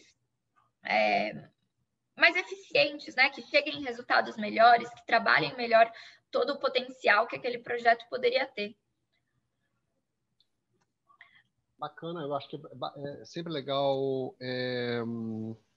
É sempre legal a gente ressaltar aí a publicação do Behavioral Government, do BIT, que é interessante. E e ressaltar que vários estudiosos da área de economia comportamental destacaram especialmente o impacto da heurística da disponibilidade em nós, servidores públicos, né? Quer dizer, de repente o governo sai correndo numa direção porque tem um problema que é muito importante e ele é muito importante por quê? Porque ele saiu no jornal ontem, né? Ou saiu no jornal hoje, na verdade, né? A gente frequentemente se esquece que o jornal de hoje é o mesmo que embrulha o peixe de amanhã, né? Ou seja, coisas que são muito importantes hoje, se você se mobilizar tremendamente, daqui a 2 dias perdem o interesse, e acho que isso a Flora destacou muito bem na apresentação dela, na hora que falar de vamos pegar problemas que são mais perenes, né? Coisas que são mais estruturais e não uma coisa que de repente entra, mas com a mesma velocidade que entra na agenda, sai da agenda e você perdeu um tempão se esforçando, né? A Cíntia pergunta, que é uma pergunta que já apareceu aqui, Flora, e aí é bom saber se você conhece, né? Se tem alguma experiência no uso de insights comportamentais para melhorar a resolução de conflitos na justiça, né? Ou seja, tentar induzir algum tipo de colaboração entre as partes, de acordo, na verdade, entre as partes, ao invés do litígio, né? Sim, acho que é super bacana essa pergunta, Cíntia, porque acho que é o serviço prestado pelas casas de mediação, né? Então, quando você tenta, talvez, eu cheguei a dar uma pesquisada uma época sobre esse tema para ver se teria potencial de atuação, acabamos, não sei de casos de estudo, mas com certeza teria muito potencial. Então, será que algumas... como a gente estrutura o ambiente, como a gente inicia uma conversa, colocar alguma intervenção física, ou a carta que a pessoa recebe, né, o tom da carta que a pessoa recebe, será que pode influenciar a taxa de conciliação? Um tom mais amigável, um tom mais conciliatório, menos ameaçador na carta de convocação, será que isso pode aumentar a predisposição da pessoa a pactuar algo? Será que é uma atividade em conjunto no início, né? Alguma coisa que as pessoas... algo mais... terapêutico, psicológico mesmo, uma atividade que as pessoas têm que fazer em dupla, como um time. Será que isso pode, depois só partir para a negociação, será que isso tem como aumentar? Então, já agora eu não consegui te falar casos de sucesso, né, resultados comprovados, mas com certeza teria espaço para atuar nesse tema. Luiz, acho que como ainda sobram uns minutinhos e acho que não tem outras perguntas, eu acho que seria interessante contar aqui mais detalhes sobre esse projeto do Cadim, que a gente está até escrevendo um caso de ensino sobre um desafio em específico e que pode aparecer aí para alguém que eventualmente queira aplicar. Quando a gente começou o projeto, pactuamos então, né, que seria feita a revisão das cartas e um teste. E desde o começo tinha essa questão de que os dados da Fazenda eram dados sigilosos, então só os auditores fiscais podem ter acesso a esses dados de dívida quando ainda não partem para a dívida ativa. E, enfim, foi conversado por cima, ou que a gente poderia ter acesso a uma base anonimizada, coisas assim, mas na hora de aleatorizar, de implementar o experimento, a gente precisava bolar algum jeito de garantir que a base, que era emitida no mesmo dia, né, a base era criada numa quinta-feira, ela fosse separada em lotes menores, de acordo com as cartas, e aleatorizadas, sem que a nossa equipe tivesse contato com aquilo. E esse desafio, apesar da gente ter mapeado de forma geral que isso poderia ser um empecilho, surgiu de forma forte numa etapa do processo em que a gente já tinha desenhado as cartas, já estava conversando e trabalhando num tema. Então, chegou na parte de fazer o teste, e agora, né? Como vamos prosseguir? E sabendo que o teste, que era o que traria algum tipo de conclusão. A gente tinha essa opção de parar nesse momento, temos as cartas, vamos escolher aqui qual que a gente acha que vai funcionar melhor e implementar. Mas a gente tinha essa convicção da importância de fazer um teste para ver o que funcionaria melhor no contexto de São Paulo. A solução foi criar uma ferramenta de aleatorização à distância. Então, aí, membros da equipe que entendem mais de programação, dessa parte eu realmente entendo muito pouco, conseguiram fazer uma ferramenta que o gestor da fazenda só apertava um botão e ele automaticamente pegava a base, separava por um código de aleatorização em 7 bases menores e depois voltava para a gráfica que era responsável por emitir as cartas. Isso num intervalo super pequeno de tempo. Só que para fazer essa ferramenta de aleatorização, a gente tinha um cronograma inicial do projeto e claramente demorou muitos mais meses, idas e vindas e testes, o que atrasou um pouco o trabalho. Quando chegou a hora, a gente conseguiu, então, enfim, implementar esse teste. E aí chegou no momento final e a gente não tinha os dados. E é um pouco por isso que eu até trouxe aquela conclusão de conheça os seus dados, porque a gente sabia que esses dados existiam, sabia que tinha esse empecilho de ser sigiloso, fez o teste. Chegou na hora da gente pegar os dados para a gente fazer, porque não é só comparar as médias, né? A gente quer fazer uma análise de inferência em cima, ver se isso é significante, ver como estão os grupos, se foram balanceados, se tem algum efeito heterogêneo, explorar um pouquinho melhor o que a gente está vendo. Chegou nesse momento, o entendimento da equipe da Fazenda era outro. Então, eles falaram, não, a gente olha as porcentagens aqui e faz isso por nós mesmos, porque não vai ter como passar a base. Então, nesse momento, a gente teve um dilema muito grande de paramos o projeto, então, por aqui, fica esse resultado que eles vão observar nessas tabelas, ou vamos pensar em como conseguir esses dados, né? E aí a gente começou tipo, isso estava em jogo, um projeto que já estava durando mais de um ano, e que tinha aí um papel institucional de iniciar esse programa de ciências comportamentais. A solução, a gente começou acho que isso é um ponto importante, a gente também, na própria equipe, não dominava tecnicamente o que era um experimento, então que tipo de análise realmente que a gente queria fazer com esses dados, né? O RCT em tese é você realmente subtrair as duas médias, o que mais que a gente tem que fazer, como que a gente vai fazer isso, que tipo de dados a gente prefere. Então, nesse momento, a gente conversou com uns contatos na academia, que já provavelmente tinham lidado com esses problemas, e descobriu que, comumente, se faziam duas soluções. Uma sala de sigilo ou a base anonimizada. E o que a gente teve que fazer foi, concretamente, apresentar essas duas hipóteses para a pessoa da Fazenda, que teve que apresentar isso por um processo hierárquico, porque os dados não estavam com o nosso ponto focal, e aí isso também eu falei que envolve várias pessoas, você tem que entender quem são as pessoas dentro dessa secretaria. Então, os dados, eles estavam, apesar do processo sendo uma coordenadoria dentro da Fazenda, os dados eram com outra, a Roxana perguntou, outra, a base anonimizada, né? Então, só tirar as informações que são confidenciais. Então, os dados estavam com outras. Então, a gente apresentou, assim, e aí auto-aplicando os nudges, né? Vamos pensar o problema e deixar de uma forma bem simples, concisa, qual o passo a passo que a pessoa tem que fazer e o que a gente precisa disso. E aí conseguir uma primeira versão da base anonimizada mais enxuta. Com isso, a gente executou as primeiras análises, viu que tinha resultados positivos, mas ainda assim não tinha todos os dados, por exemplo, para fazer esses cálculos de custo-benefício, né? Ou analisar com um pouquinho mais precisão qual é a diferença entre as cartas, se os nossos grupos estavam bem balanceados.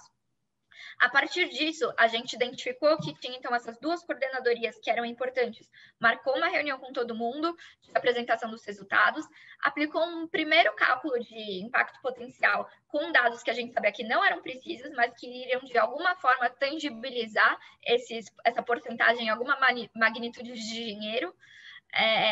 E com essa reunião a gente conseguiu sensibilizar todos os atores envolvidos nesse processo, então não só o nosso ponto focal, mas quem estava acima dele, quem também estava em outra coordenadoria, e acabou ficando super parceiro da coordenadoria que era responsável pelos dados. A partir disso, a gente conseguiu acesso à sala de sigilo, conseguiu refinar as análises, precisar um pouco melhor esse cálculo de custo potencial, ver realmente se os grupos foram balanceados, né, quais eram os efeitos e tudo. E, ainda assim, abrir as portas para novos projetos do laboratório dentro da secretaria. Então, só mostrando, né, a importância... É quase um milagre isso. Mas, perdão, pode concluir, Pedro. Eu só quis falar matando na área de receita, isso é quase um milagre, né? Sim, mostrando um pouco o quão importante é você...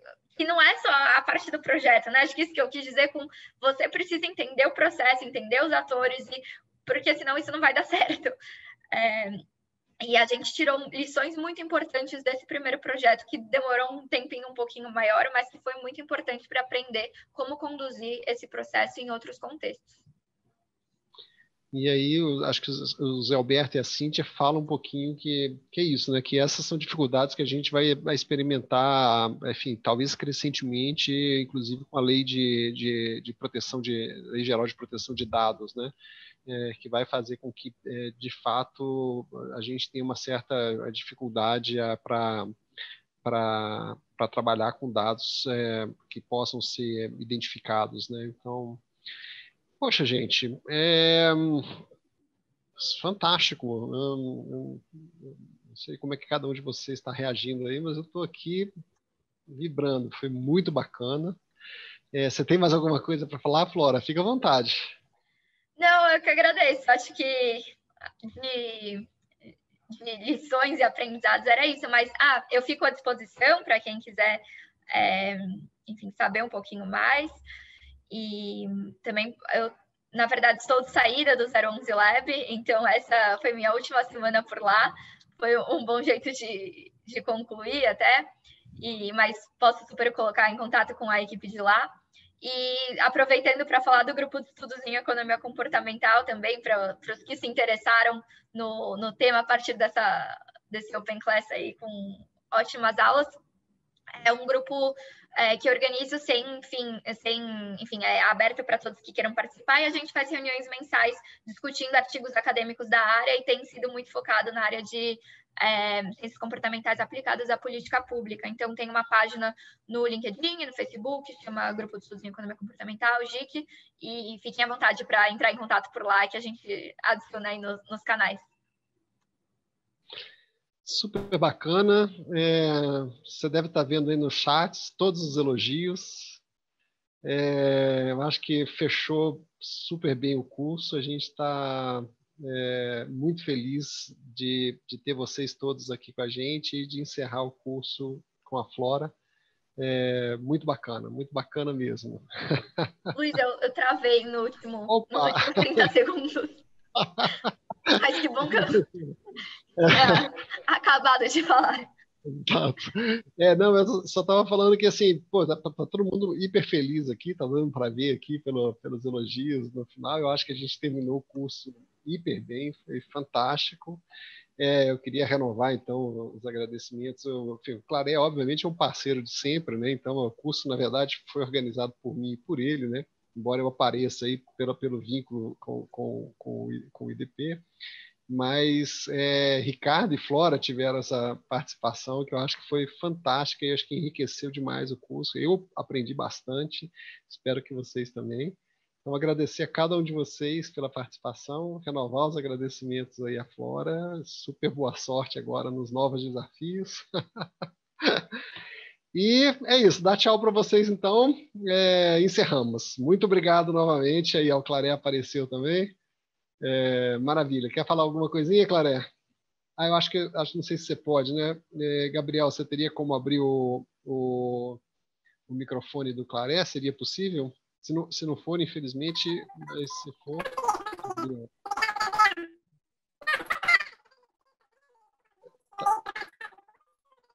Não está dando certo, Claré. Vocês estão ouvindo a voz dele? Eu estou ouvindo só... Eu estou ouvindo bem rapidinho, assim, como se fosse... Parece que a sua voz foi compactada e acelerou, exatamente. Alguém falou assim, foi acelerado. Não, está aparecendo de forma hiperacelerada, Claré. Parece que compacto assim e sai correndo, mas nós estamos entendendo pelo gesto. Tá bom. Muito obrigado, valeu, gente. Obrigada a todos, pessoal. E a gente se encontra aí nessas discussões sobre economia comportamental e políticas públicas. Muito obrigado de coração. Um abraço, Claré, abraço, Flora, abraço a todos vocês. Muito obrigado.